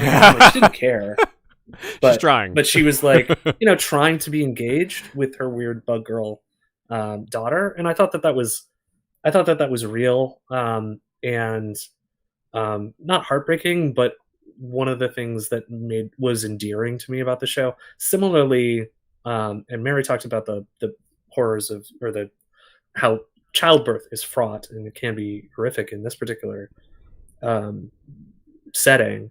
But one thing that I really appreciated about that Joffrey's birth scene, with that long shot of Emma Darcy giving birth, is they included the afterbirth. They depicted the afterbirth, which is not a thing that really you see in television or movies or anything like that. But it's a real thing that happens. And I appreciated that they were like, no, we're not done showing how terrible it was. They really go through the afterbirth and her long walk, and then she's bleeding the whole time, just really highlighting it and underlining it in ways that I think are really powerful for and in contrast to Game of Thrones, certainly, but in contrast to most media, quite frankly, is you just don't see depictions of birth like that. Right on. In media. I think it's totally right. And I just want to say, part of the reason I loved episode 6, part of the reason I loved episode 6 was that we saw Rhaenyra be this person who could go through birth. And I think it told us a tremendous amount about her character, that she could give birth to a child and still make the decision to go face Alicent. I thought that was just amazing character development for her. Right on. Super chat from Mr. Marmello from New Zealand says, it's not being sidelined, it's the main line, bring new life to the world. Hey, that's a good way to put it. Right on. It should be. I guess the way it plays out, it isn't always, but I like that attitude. That is the main line. Well, it's the opposite of, and I wanted to bring this up and I didn't put it in the outline, and I'm sorry for making this go longer, but something that I remember having heard Shea and other people in the fandom talk about before is George R. R. Martin's Dead Mothers Club. Yeah. Yeah. And that is being sidelined. To be sidelined is to have the Dead Mothers Club where the mom dies and that's the end of their story. But that is not this show. This show is not the Dead Mothers Club. We're getting... Even though Emma died, her story's not over because we see Rhaenyra acknowledge her memory because she's a named character, because we had a whole episode honoring her. And so that's, again, to not be sidelined, to be mainlined, we have to tell the story of women. We have to tell their stories and make mothers part of the story. And that's something the show is doing. Well said. Again, you're on fire, Mary. Let's switch gears to things we're just looking forward to next season or in the future, because we can't always know exactly when some of these characters will be cast when we're talking about characters in certain scenes. One thing we should expect to see is return of the familiar, to a certain degree, the sprawl that people are associated with Game of Thrones. We didn't necessarily have that much sprawl this first season. There were a lot of characters, but they were generally confined to a much smaller set of locations. And I'd say there were probably fewer characters in season 1 of House of the Dragon than there were season 1 of Game of Thrones. Oh, sure. Yeah. And at first I was thinking maybe there was going to be like so many new characters in season 2 that it would exceed the number of characters introduced in season 1. And I started to count. I was like, yeah, it's probably not that many, but it is a lot of characters. So let's start with that. Question for y'all. Name a new character you're most looking forward to. This is for you as well, Shea. Just throwing some names out there so people can get primed on some of the possibilities. We got Jane Eyre and Jessamine Redfort in the Vale. We got Cregan Stark and Sarah Snow. We got Black Aly, Bloody Ben, and Alice Rivers in the Riverlands. We got Sabbatha Frey also in the Riverlands. We got Prince Daeron and Tessarion. We got Adam, Alan, Mouse. Yes. Yes. We might not get Mouse. I hope so. Ulf, Hammer, and Nettles for sure. Oh my God. Essie and Sylvanas Sand, maybe we don't get them till season 3, but they're coming, I would think, or some version of them. If maybe they'll be combined, like Ashea said, with the law of conservation of characters. And of course, that's not everyone. I've just named quite a few, but there's more. So, Clint, starting with you, who's someone you're particularly looking forward to, and tell us why you're looking forward to them?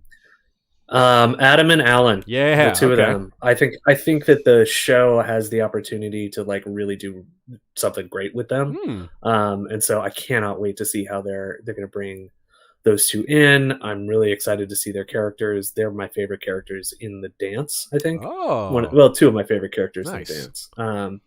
So I'm just super psyched for them. Yeah.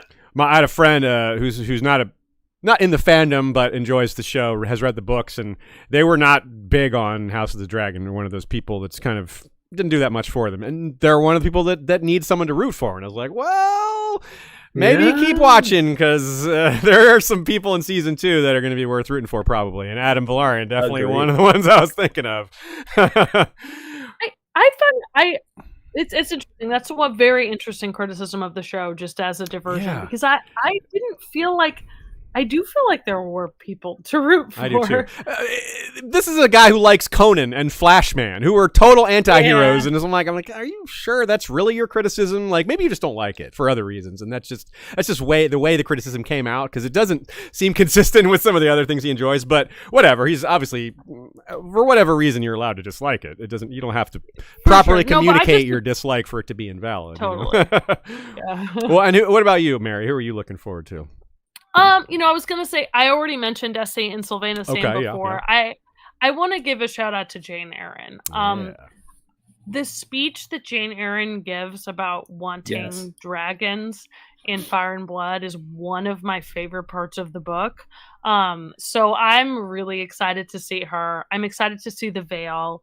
I'm excited to see. I can never keep them straight. Is it Bela or Rhaena that goes to the Veil? Rhaena. Yeah. Rhaena. I'm excited to see Rhaena go to the Veil. I'm wearing my Lord of the Tide Sanrixian Nice. shirt. So- I've got one like that too.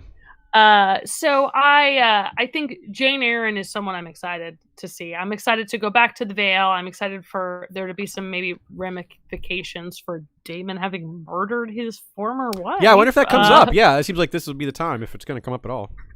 One would Yeah. think. Mhm. And I'd just love to go back there. And again, Jane Eyre is a fascinating character, so I'm excited about that. Nice. Well, and Jane Eyre like calls out Daemon in her speech. She's That's like, right. Yeah. I'm not a fan of your mother's choice in consorts. I want that speech. I guess I'm Yes. just a fan of good speeches. Yeah. Yeah, well, I can't wait to see who they cast. That'll be one of the we'll when the day comes when they announce the casting for Jane Eyre, we'll have to like Mhm. jump on a live stream and talk about it. Ashaya, Absolutely. who's your pick? Yes. Yes, she's just excited. in I'm general. excited for them all. No, I'm like, there's a world in which I said Jane Eyre and Jessamine Redford. There's a world in which I said Essie and Sylvana Sand. But in this case, I will say Black Allie and Yes. Sabbatha Frey. I'm just Nice. picking the third queer women couple because that's what we got right there. Is like if you ever been like, there really aren't a lot of canon queer women in Game of Thrones or House of the Dragon. Well, they're coming. They're coming. 3 couples of them. So if they don't give us any of those 3, I will find them. But I feel like we'll get at least. Yeah. My hopes are pretty low to like see Jane and Jessamine or Essie and Sylvana or Black Allie and Sabbatha. Like I really will feel lucky if I get one of those sets of couples. That's about where my hopes and expectations are. Yeah. I have to say. So one of them will get at least. Nice. Well, let's talk. Moving on to I guess I'll say mine. What's I'm really, yours? I'm gonna go low hanging fruit. I'm gonna say Alice Rivers. I'm just really looking. Yeah, I'm so like that's the one that I have the biggest open questions about. Like some of the other ones are not predictable, but you can kind of see how it's gonna go. Like I'm curious who the actor is gonna be for each of these characters. That's a big open question for literally all of them. But the prophecy stuff, maybe it's just because we talked about it all throughout this episode. It's really got me thinking about it, but she's the supernatural one here. Out of all these characters, she's really the only one who's supernatural, and that makes that's really curious. I do kind of want to shout out Hammer. I think Hammer's going to be surprisingly interesting. I never Totally thought agree. much about him in the books, but like the more I think about how his show portrayal could go, I think he might actually be quite interesting. Like if they cast someone who's really big and intimidating, he's on Vermithor with a huge hammer, like. Remember when Bran saw Jaime and was like, now that's what a king should look like. And like Hammer could really look imposing and dangerous and like kingly, like, that's interesting. So can I say really quickly, and I'll go quick. But the No. thing about Hugh and Ulf that gets me is the Maesters do not want common people to be powerful. True. They are invested in making the noble class, solidifying their power and making common people seem like they're ill-suited for leadership. So I'm really curious about Ulf and Hammer because I wonder how wrong the Maesters got one or both. I think you're right. I think they're going to come off a little better than they seem to come. The cat really trying to step on our laptop here. And so that's a great point. Yeah, the Maesters, I mean, these are the High Towers support, or like the constantly feeding propaganda to the Citadel. And of course the Citadel's like, don't bite the hand that feeds. So yeah. And that's who wrote all this stuff. So yeah. Well, just before we move on, you mentioned, the casting of Hugh Hammer. Henry Cavill is free now. He is free. He would be perfect for it. So I wouldn't say he's free. Unemployed at this time. Yeah, no one's calling him whatsoever. That man, he's completely completely drummed out of Hollywood. Yeah, that's what happened. So let's talk about somewhat related plotline / region you're looking most forward to. I've got the North, Pact of Ice and Fire, Vermax and Winterfell, Jace and Sarah, Cregan. We got the Vale. We talked about some of that stuff. The speech, you just talked about that, Mary. That's a really good one. Maybe they bring up Rhea Royce. The Riverlands, we haven't hardly mentioned that to this point, other than to mention the Muppets. We got lots of war going on there. Bracken versus Blackwood, Daemon and Harrenhal, and of course, again, House Rivers and Aemon. There's a lot going on there. That's going to be a long-term one. We got King's Landing in the Crown Lands, Aegon's reign. What's he going to do? We got Kristen Cole's hand. We got Rook's Rest and Duskendale. Like, those are going to be spectacular. Shit. We got the Dragon Seeds, y'all. The Dragon Seeds are going to be crazy interesting. Do y'all remember that there's even 2 of Rhaenyra's ladies in waiting tried to get on dragons? Like, that's just like a footnote, hardly mentioned. There were attempted women Dragon Seeds beside Nettles. Of course, they most likely died, but... can I go ahead and say my answer then? Well, I haven't even named all these. I'm almost done with the list, so we'll start with you though. Eric and Arik? Battle of the Gullet? Whoa.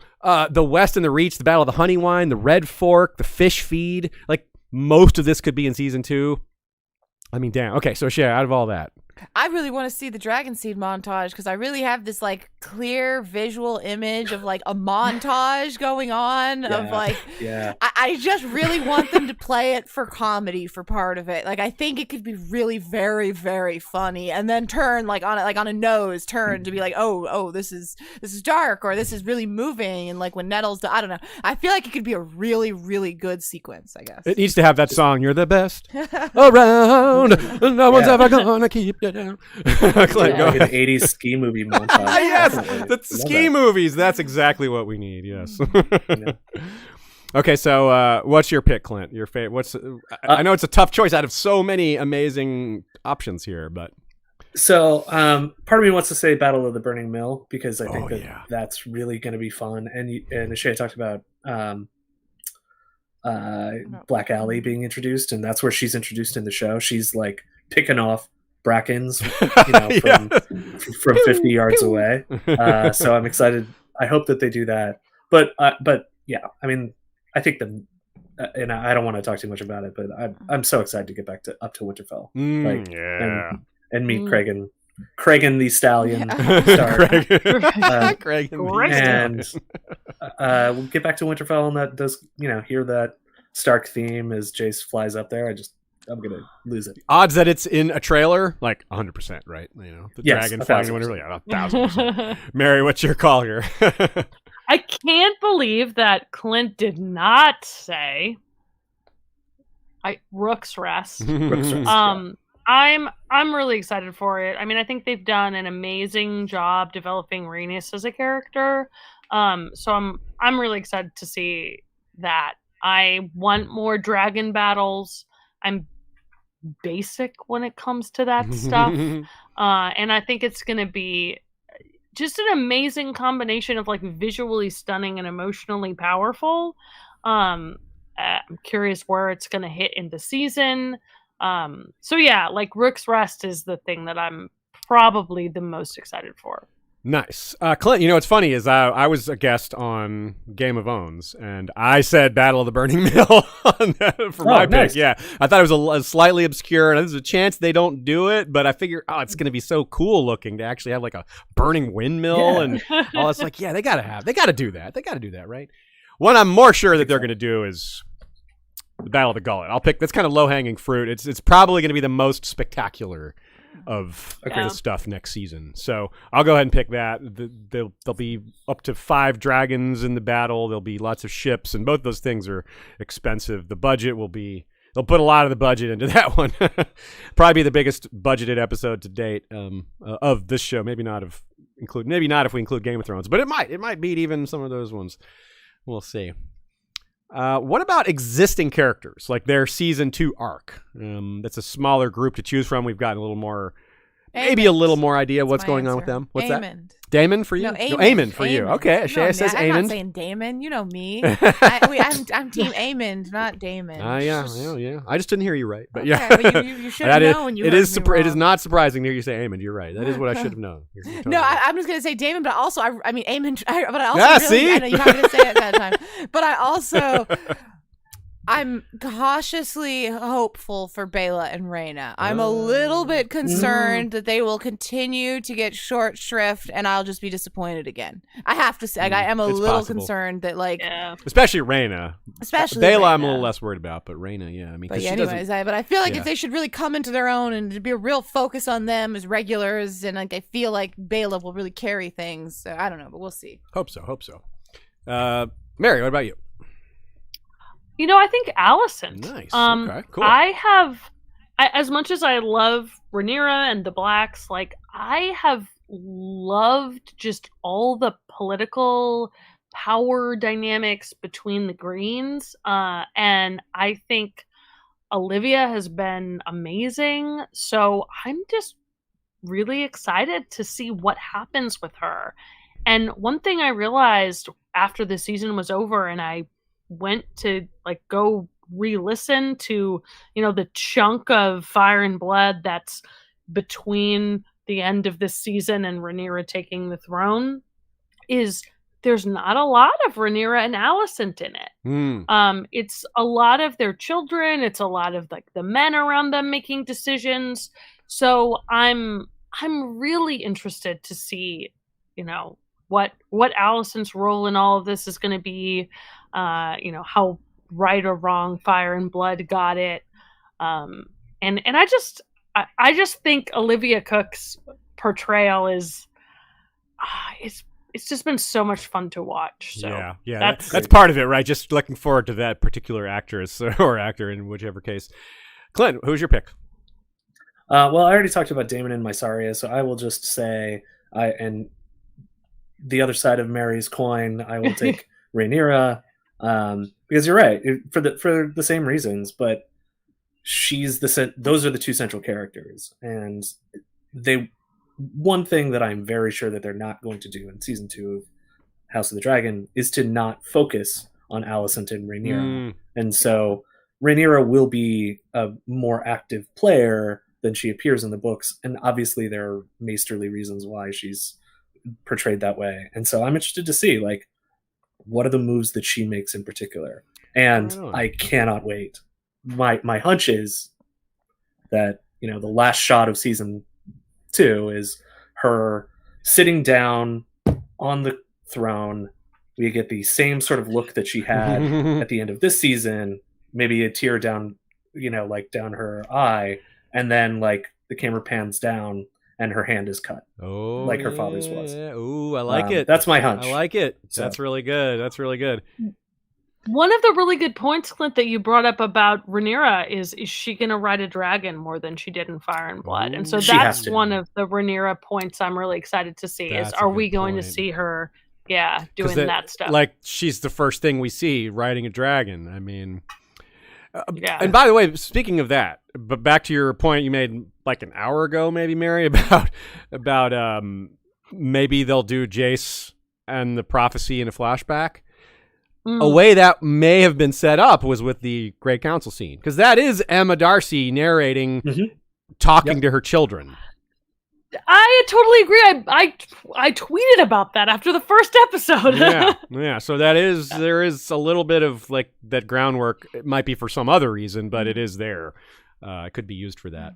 What's your answer, Aziz? My answer, I'm going to say Corlys. I'm going to say Lord Corlys because I think he's gonna have a very different style arc next season. He's been sort of stoic ambitious, we'll say, this season. Next season, he's going to lose his wife. He's going to have to make a lot of difficult decisions. He's going to have some kids show up. Yeah, he's going to have Adam and Alan come around and maybe Mouse. And he's going to talk to Adam about trauma of after the Battle of the Gullet. So we're going to see a lot of different modes for him that we haven't seen. So I'm looking forward to the character being a lot more dynamic and being a lot more involved with politics, because he's more like on the outside, like, hey, I deserve this. And then when he doesn't get what he wants, he leaves and goes to the Stepstones. So he's not like, he isn't really intriguing that much. He's more of a straight warrior, right? Commander. But now we're going to see like the political side of him as he makes some maneuvers and besides the greater emotional beats we expect from him, given his losses and new stuff that's going to arise. So I'm looking forward to that. Small little mention here from Philip. Hey guys, do y'all think they will have Cregan come south sooner than in the book? It's definitely possible they just have Cregan be Roddy the Ruin and not die at Tumbleton and just be around. I kind of hope not. That wouldn't be the worst change, but I like the Roddy the Ruin death charge. The old Northerners coming to die, like instead of going out to hunt, they do this. It's the same thing, but a lot louder and bloodier and maybe even more glorious. Well, definitely more glorious. But I mean, they don't have to. I mean, they can introduce him and have him be up there and get excited about that. But it's definitely possible. What do y'all think, Clint? What do you think? I mean, I hope so. I mean, I want more of Cregan. Cregan the Stallion. I think it would be really cool if they were, if he was passing by Black Alley at some point and she's like snuggling up with Sabbath the Frey, and then he's like, "Hey, that's kind of cool," and then, moves on. They wink at each other, or they just notice each other. Yeah, and make eyes. Yeah. What do you think, Mary? Yeah, I think that there's probably going to be ways to fold his character in without even having him come south sooner. Like if you just consider the pacing of how this season the show has to go. So I don't know what they'll have him do, like specifically plot wise, but I do think we'll see more of him more consistently. Okay. Yeah. It could be interesting to see. It seems like one of the more tempting characters to add more of for them as showrunners. Like Stark, he's a badass. I don't know. Maybe we should use him sooner. Yeah, absolutely. Clint's got a point there. Like, yeah, just use him more. Why not? Here's a funny thing I noticed. Stefan Darklin, the one with hair of the two Kingsguard that were forced to kneel in front of Caraxes and Daemon.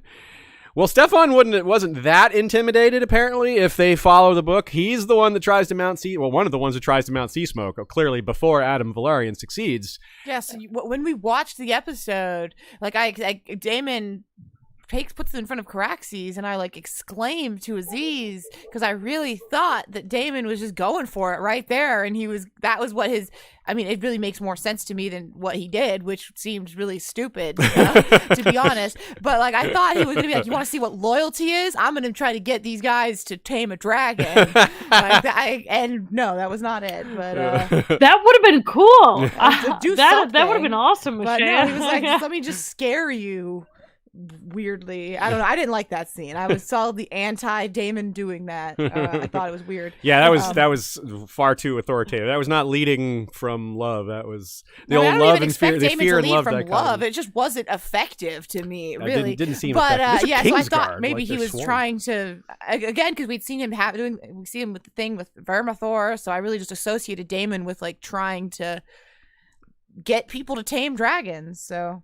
Yeah. I wonder what interaction, if Daemon is kind of one of the ringleaders of the dragon seed taming stuff, and if he has to be. He's the ringleader, and so then Stefan comes up and he's like, "Hey, you want to see some loyalty? Try to tame this dragon." That'd be fun. All right, let's go to our last section, legal regals, I've called it. We can't have on learned hands and not talk about things like precedent and the various interesting aspects of the succession from a legal standpoint. Now, obviously, it's not all the same as the real world. There's some differences, but a lot of it's applicable. It's the same style of thinking conceptually. There's a lot of similarities, a lot of overlap. Starting very basically, to me, it's always been maybe a little bit of gray area. If a king can dictate their will, well, how can they really override the wishes of the person that becomes king, or does their word still have effect after their death? It's kind of a strange conceptual thing for myself and maybe other people to grasp. Why do they have to follow the word of someone of a dead king if the king's will is law, but they're not alive, and you have a new? How does twisting me all up, Aziz? It is kind of it's a little confusing, isn't it? So how do we make sense of this? And is what Viserys did does it hold based on this kind of scrutiny? Yeah. So you have to start with the concept that kings in Westeros are an absolute monarchy, which means that whatever they say goes. Okay. So the king's declaration as to his particular successor has the force of law, and it is binding on his successors unless those successors, who are legally chosen by him, specifically overturn it. So the Greens' sort of central legal argument that Otto lays out to Rhaenyra in episode 10 is that a king can't set his own succession in a way that's, contrary to sort of the custom and practice in Westeros. And that central legal argument that the Greens and Otto make is one that I reject. I think that's totally wrong. And I also don't think that it has any support in the text. And it certainly doesn't fly in the real world. There are always and often, succession crises in the real world, but nobody argues that a king can't pick his, at least I'm not as familiar with people arguing that a king can't pick his or her own successor because in an absolute monarchy. Right. This is in contrast to a situation like we have in Great Britain, or have had in Great Britain for the last several hundred years, where it's not an absolute monarchy, it's subject to parliament. That's not what we have in Westeros. We have the king's word being law. So yeah, Viserys can pick Rhaenyra, and legally Rhaenyra is the legal heir under Westerosi law. However, and I this might go to one of the questions that people have is, let's say for the sake of argument, Viserys did actually declare on his deathbed that actually I changed my mind and Aegon the Older is the new heir. That doesn't have the force of law for lots of reasons, but not the least of which is that he doesn't have testamentary capacity at that time. He's high on drugs. He's literally about to die. That's just not how it works. Okay. Does that make sense? It does make sense. Yeah, I was definitely wondering with that last part. Like he said, okay, I want, but of course it's not really what he said, it's what she interpreted. Right. And how that would work if there weren't witnesses, and whether the drugs matter. I mean, we know it would matter in the real world. You can't, that count, but in this Westerosi law, does it account, like they have laws like, or I don't know if it's a law or just a belief that, what is it? Consent by the sword, or you can't. Oaths given at sword point aren't binding. Yeah, they say that multiple times in the text. Yeah. So that we would take that to be a legal thing, not just a tradition. Yeah. You're muted, Mary. Mary, you're muted. I will say really quickly now that I'm unmuted. I think that one of the things when we're like assessing what is law in Westeros, the thing that I turn to as a resource is, well, what would have been law under the same period in like Anglo English history? That's interesting. So if we were to look at like English history, Anglo legal tradition, one, I think our law of wills in the United States, and I'm assuming in England, I'm not an English lawyer, so I can't speak to it. I can only speak to how it informs like American law. A lot of our law of what makes a valid will and testament comes from English tradition, and it comes from things that date back this far.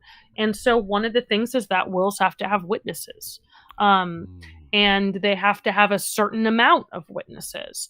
And that is what we would call common law, law that dates back for thousands and thousands of years. And that makes sense, right? It's, if you think about it, the reason nobody believes Alicent is, why would you believe what she has to say? Viserys said, like, on his deathbed when there are no other witnesses. Yeah. And this is something like there's an exception under like evidentiary law called the dying declaration. But the only time a dying declaration is allowed to be admissible is if the person like actually has is if it's about the circumstances of the person's death. So if Viserys said on his deathbed that Rhaenyra was his heir, that would not be admissible in court. What would be admissible in court would be if he said, "Oh, this person is killing me." Right? That's the kind of declaration that would be. So the point is, I know it sounds like really technical, and like, oh, these kind of technicalities must only exist in modern law.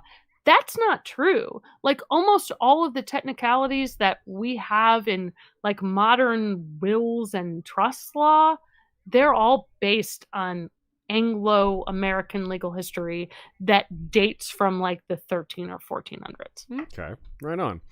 Now, we also have a note here about primogeniture and how it seems too much is made over, or not too much is made. It seems like there was some work done to exaggerate the level of precedent that existed in order to exclude women from being queen here. So let's talk about that for a minute. That's certainly pretty relevant on the book side, a little less relevant on the show side, but definitely relevant in terms of the types of claims the Greens made, or that to base their belief that Aegon should be king, and they cited some of these things. What do you think about this, Clint? How does this all apply? So we've done a lot of work on this particular question, both in just so much work. Nice. The first essay I ever wrote was about the Great Council of 101 AC. Oh, that's cool. And the in-universe application of male preference primogeniture. So I'm going to do just some basic stuff. Westeros practiced, prior to the Great Council of 101 AC, male preference primogeniture. Now that's contrasted from, and what that means is if you have a bunch of kids, the oldest son inherits, then the second oldest son, and then when you run out of sons, that's when the daughters can inherit. Absolute primogeniture is if you have a bunch of kids, your oldest kid inherits. That's like what, Dorne. Like Dorne, Yeah, exactly. Or like the English crown now is absolute primogeniture. Okay. What some people think, and what the Great Council of 101 AC posits, or the idea of a iron precedent for coming out of the Great 101 AC, the Great Council of 101 AC, is that the Iron Throne is agnatic primogeniture, and that means women can never inherit, never, ever, ever. Amen. Like forever. So we did a whole podcast on, contrasting the various ways of that. I think it was episode 12 of our podcast. It was the first in our series of the Dance of the Dragons, and the short of it. And we went, I think that podcast was like 2.5 hours long, is that the Great Council of 101 AC doesn't appear in the text to actually create any precedent at all. And there's no real support for the idea that it did. The task given the Great Council of 101 AC wasn't to set the laws of inheritance for the Iron Throne going forward. It was just a narrow task. It was picking Jaehaerys's heir. Right. And Jaehaerys decided to do this in a political way and let the lords decide, but he could have, theoretically, after the lords decide, he could have said, well, nah, that's stupid, I'm going to get rid of that. Yeah. He's not going to. He did not. He was not bound by the decision of the Great Council. I think right. People forget that. He it would be weird for him to go against it, but yeah. That's right. That's right. But even if, let's assume, for the sake of argument, or as lawyers like to call it, assume arguendo, that the Great Council of 101 AC was designed to set the rules of succession going forward. And again, there's no evidence that it was, but let's assume for the sake of argument. Their ruling could be, and was in fact, overruled by Viserys when he named Rhaenyra heir. You asked a question earlier.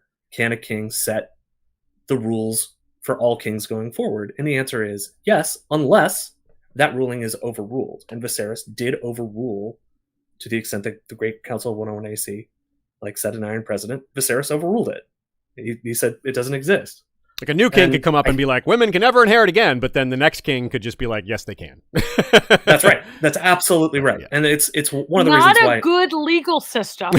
No, it's a terrible legal system.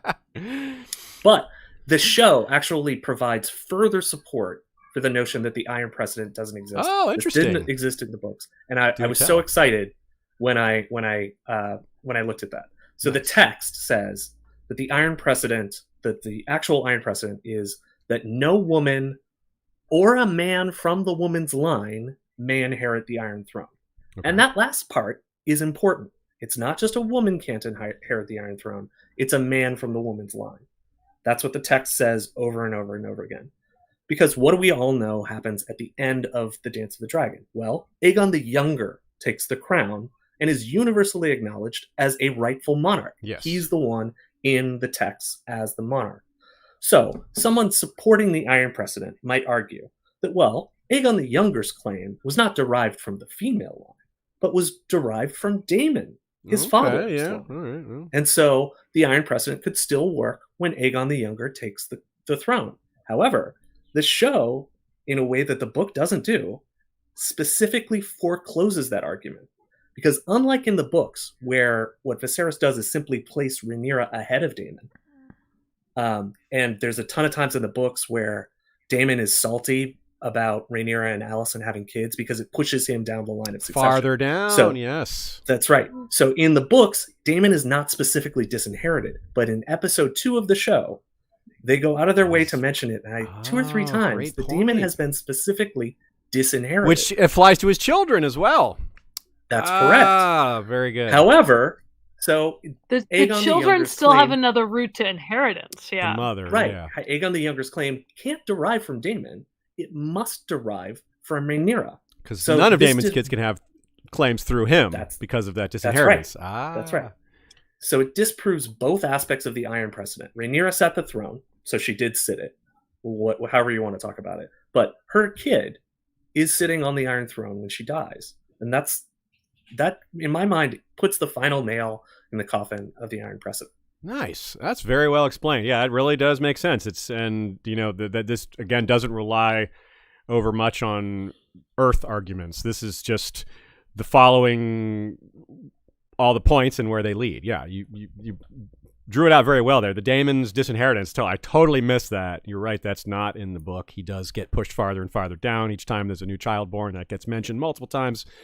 Very good. I went back great. and looked because I was so excited when they mentioned that. I was like, why would they mention that multiple times? That's really good. And then I was like, oh my God, I'm right. I am right. One, when we had so many exciting discussions, like I remember we were going over in the Slack, like what's the official line of inheritance, and we had this discussion of like, oh no, Daemon is disinherited. That means these people must go here, and it was really fun to think about. I think that's really cool. And in the books too, I guess I don't know why this wouldn't apply to the show. They haven't mentioned it, but it's there that Maegor had a female heir for a while because he never had his own children. Yes, so he named right. Araya as his heir, or was it her sister? I forget which of them, but one of the twins was his heir. Right. There was also an argument before, or when Aenys was king. There was an argument as to who was the real heir. Sorry, Aenys.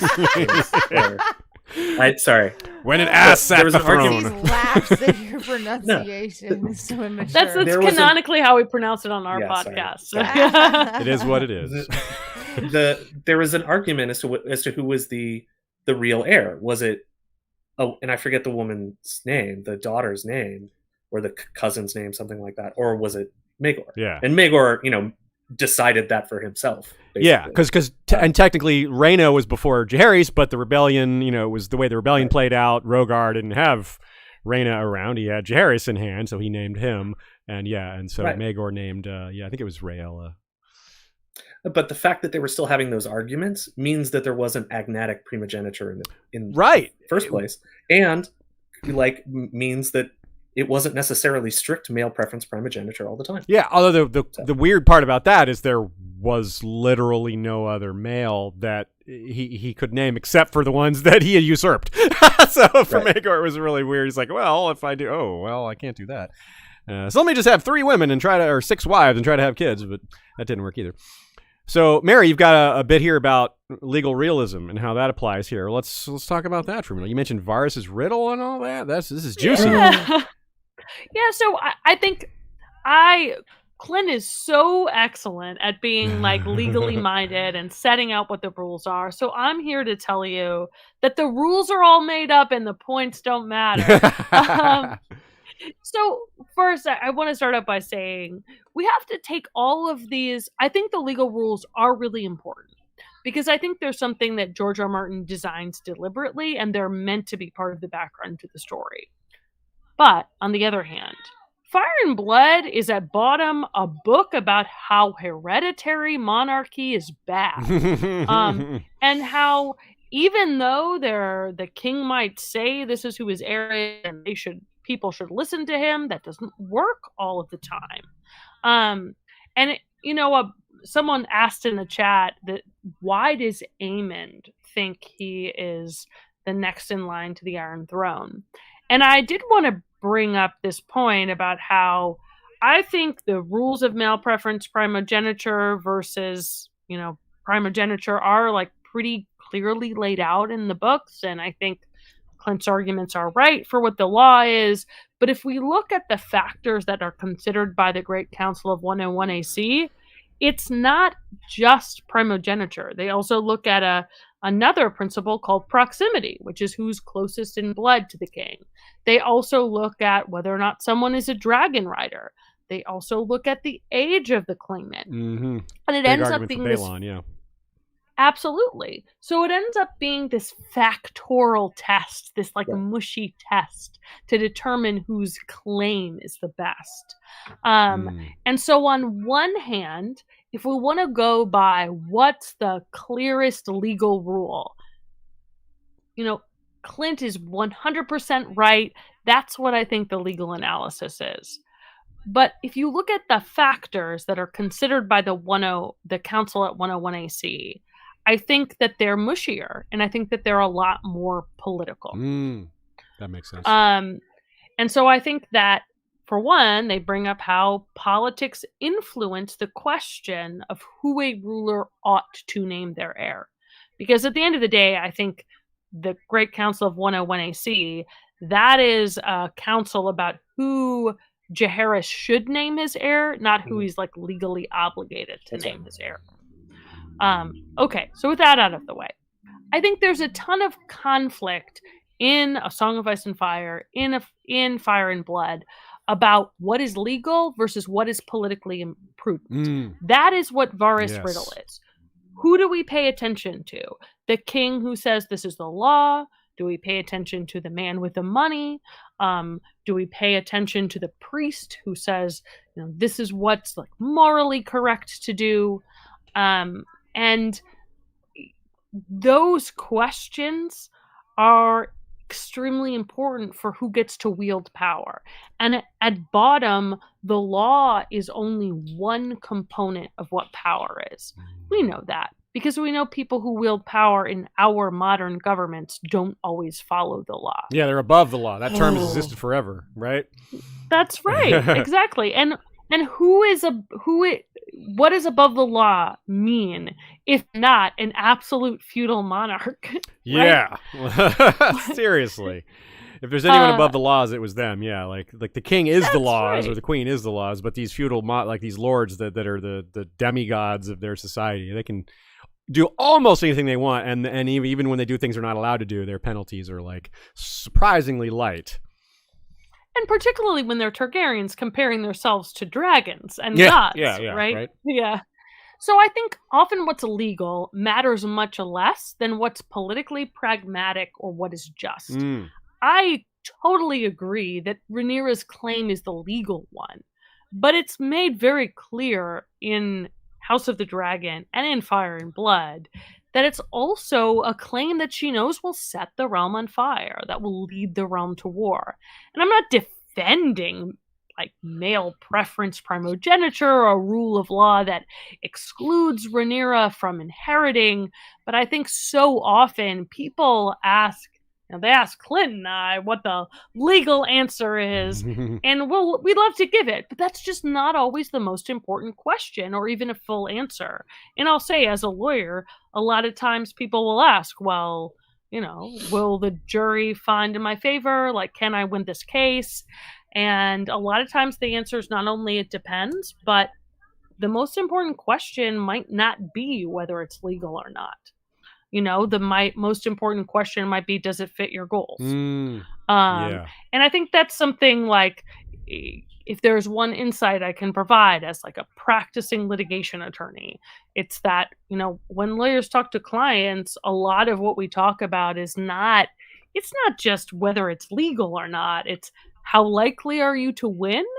And how does that fit in with what you want? Yeah. Right? That makes a lot and of we sense. see Rhaenyra wrestling with that because she knows that even if she wins, that means it creates war. Ash and bone. Yeah. Absolutely. The other thing I wanted to bring up really quickly is that I love to like be really righteous about how women should be able to sit on the Iron Throne.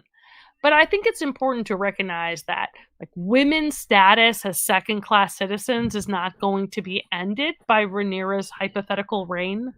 I know y'all had Dr. Kavita mood on yeah, Finn. Yeah, you guys you had her on too. Yeah, we love Kavita. So I was so happy that you had her on your most recent episode. Yeah, she's great.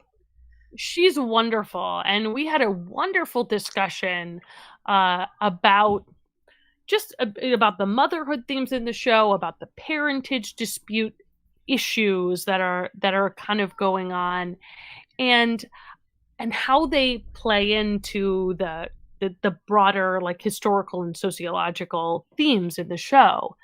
And one thing that Kavita brought up that I thought was really just really important about the influence of like history and law and storytelling is historically questioning a woman's fidelity and the parentage of her children is the trump card to get her and her heirs out of power.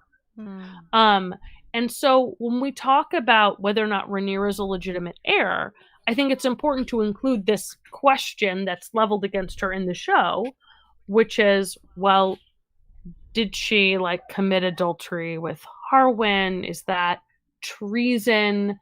Who is the father of her children?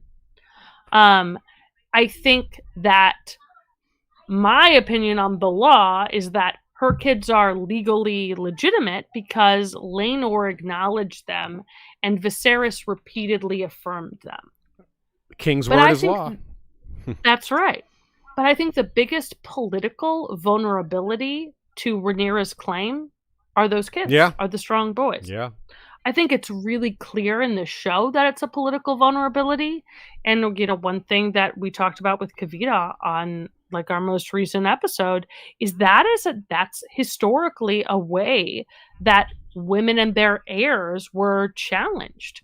And was by saying, well, that woman committed adultery, so she needs to be like ousted from the group. So her kids should not be in line to the throne. And so I think that it's just an example of the difference between law and politics. But I also think, there's this old adage about conservatism, and I mean it in a kind of broad sense, like not necessarily in an American political sense.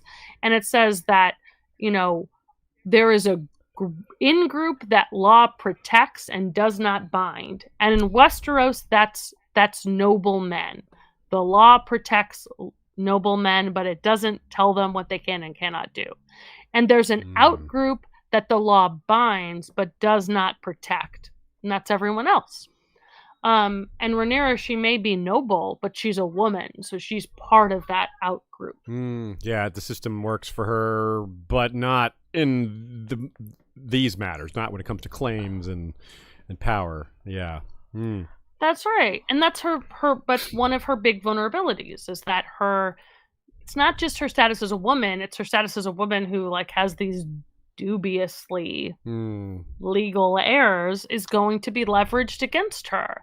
And that's an example of the law as power. As law might be about what rules are, but at the end of the day, it's also about who has the power to say what the law is. Yeah. And it's not always the king, right? Yeah. There's a line I believe I've quoted before on our show, maybe even more than once, would come from Pompey Magnus, of the one who lost the Civil War to Julius Caesar. He said, "Don't quote laws to men with swords." Yeah. It's very succinct. That's right. Oh yeah, that sums it up right there, doesn't it? Because he broke all kinds of laws that people, no one could stop him from breaking, and he was like, what are you gonna do about it? I'm like, oh yeah. Like the guys of Always Sunny said, it's the ultimate conversation ender. What are you going to do about it? Like, oh, wow. I can't do anything about it. You're right. So, my one closing thought on this is that Alysanne, good Queen Alysanne, is another feather in her cap. She was right. The second quarrel, remember there were two famous quarrels between her and Jaehaerys. The second one was over bypassing women in the line of succession. She was like, look, if you're not going to see the value of a woman ruler, then what do you need me for? And she leaves for like 2 years, and they don't talk to each other for 2 whole years or something like that. And she was so right. All these arguments are simplified if you just use absolute, or what is it? Absolute primogeniture. That's which is the one where just the oldest person, no matter what. Absolute primogeniture. Yeah, that one just simplifies everything, because then you don't get into like men from female lines and this and that. You just always go with the oldest descendant. It's so easy. Much better rule. Yeah. It's still bad because it's still monarchy, but man, the simplification is so much better in terms of avoiding situations exactly like this. But hey, he didn't listen to Alysanne, and that's what happened. That's what happens when you don't listen to good Queen Alysanne. About everything. Yeah, good right Queen about Alysanne. Yeah. Yep, she was also right Queen Alysanne, not just good, correct Queen Alysanne. Technically correct Alysanne, the best kind of correct. Yeah, she gets all the praise. Well, thank you all so much for being here today. That's a wrap for this episode. We had a great discussion. I feel like we covered a lot. And we got ourselves excited for season 2, which is still a long way away. But hey, what else can we do in the meantime? Continue to talk about the things we love to talk about. And this was a great discussion. I'm very pleased. I hope you all were as well. So what is up for y'all next? What do you have coming up? What's on tap for Learned Hands now that the season's over? And like, what are y'all going to be doing? It's a great question. Trial episode. We're going to do a trial. We're going to try Stannis for the murder of his brother. Ooh, nice. Okay. That might take a while. I think we have an episode on punishment which we're going to do with our wonderful WBA member, friend of the pod, Lo the Lynx. Nice. Cool. I don't know how both Clint and I are very busy right now, and we're very tired from covering the season. So I don't know how quickly we're going to get, but to those issues, but I think those are the next 2 things we have on tap. Nice. Cool. Yeah. Well, yeah. And in the meantime, if people are listening to this, watching this on the stream, if you want to learn more about the podcast, you can go to westerosbar.org. The way we kind of drive engagement with the podcast is we ask people to give small donations to pre-approved legal charities, to, you give those donations, you just send us the receipt, and then you get access to our Slack and episode shoutouts and other fun stuff. Which we are members of History of Westeros is a member. That's correct. We have a great number. We are member number. Are we 420? Are we number 420? You are 420. Which I didn't understand. Yeah, it's just a totally obscure reference. Totally random number I picked. Just a complete coincidence. Yeah. Well, yeah. Actually, with that in mind, thanks for y'all for coming on. We're gonna send the same site that we usually donate to when we support y'all. We're gonna send a donation today for y'all coming. That's how do you say that? Is it races? I've only ever seen the word RAICES. That's the charity we always give to through y'all. So we'll and since y'all came on today, we're gonna send a donation to them as well. Thank you so much. Right, that's very generous. Thank you. Cool. And we mentioned a few other episodes throughout our discussion today. We mentioned Jane Eyre, and we had an episode not too long ago this year on the Clans of the Vale, which gives some backstory on her. It's how she's Lady of the Vale because her father and brother were killed by stone crows. We've talked about the Stepstones quite a bit. We had an episode on that, which clears up a lot of the stuff that is relevant to why they're so important and what's coming later. Of course, we talk about the Blackfires. We got lots of episodes on them. Alan Velaryon came up today. Of course, we have a whole episode on Oakenfist. That's him. And I did have a little bit that we skipped over in this episode. I had a great thing on Vaemond, but we'll save it for another time because the story of Vaemond's descendants is pretty hilarious. Let's put it this way, a little teaser. The complaining continues. It's funny that they dubbed him the master of complaints because his descendants just kept that tradition going, complaining about bloodlines and all that kind of stuff. Good stuff for sure. We'll come back to that. Something to get excited about for later. If you're a supporter of us on Patreon, we very much appreciate that. The subscription is also available on Spotify these days. You can just add it to your monthly subscription if you're already a Spotify person. You can also leave us a review. That's always handy. And thanks to Michael Klarfeld for the awesome maps. Thanks to Bran Winslow for our fantastic intro with the music. He's going to be changing it / adding it for next time around. So kind of like the real intro of the show. It changes, it modifies, it evolves as the show does. That's right. Pretty cool. It's so good. I love it. Every time I watch that intro, I get so hyped. Nice. Good. Yeah, Bran did a great job. Thanks, Bran. So that's it. Thank you, everybody, for coming. And like I said, the season's over. This is the end of our coverage in terms of season whole coverage, but we will continue to talk about the show and the books during the off season. You know how we are. We never quit here at History of Westeros. This is our full-time gig. So you can expect plenty more to come. And until then, Valar reread us and Valar rewatch us.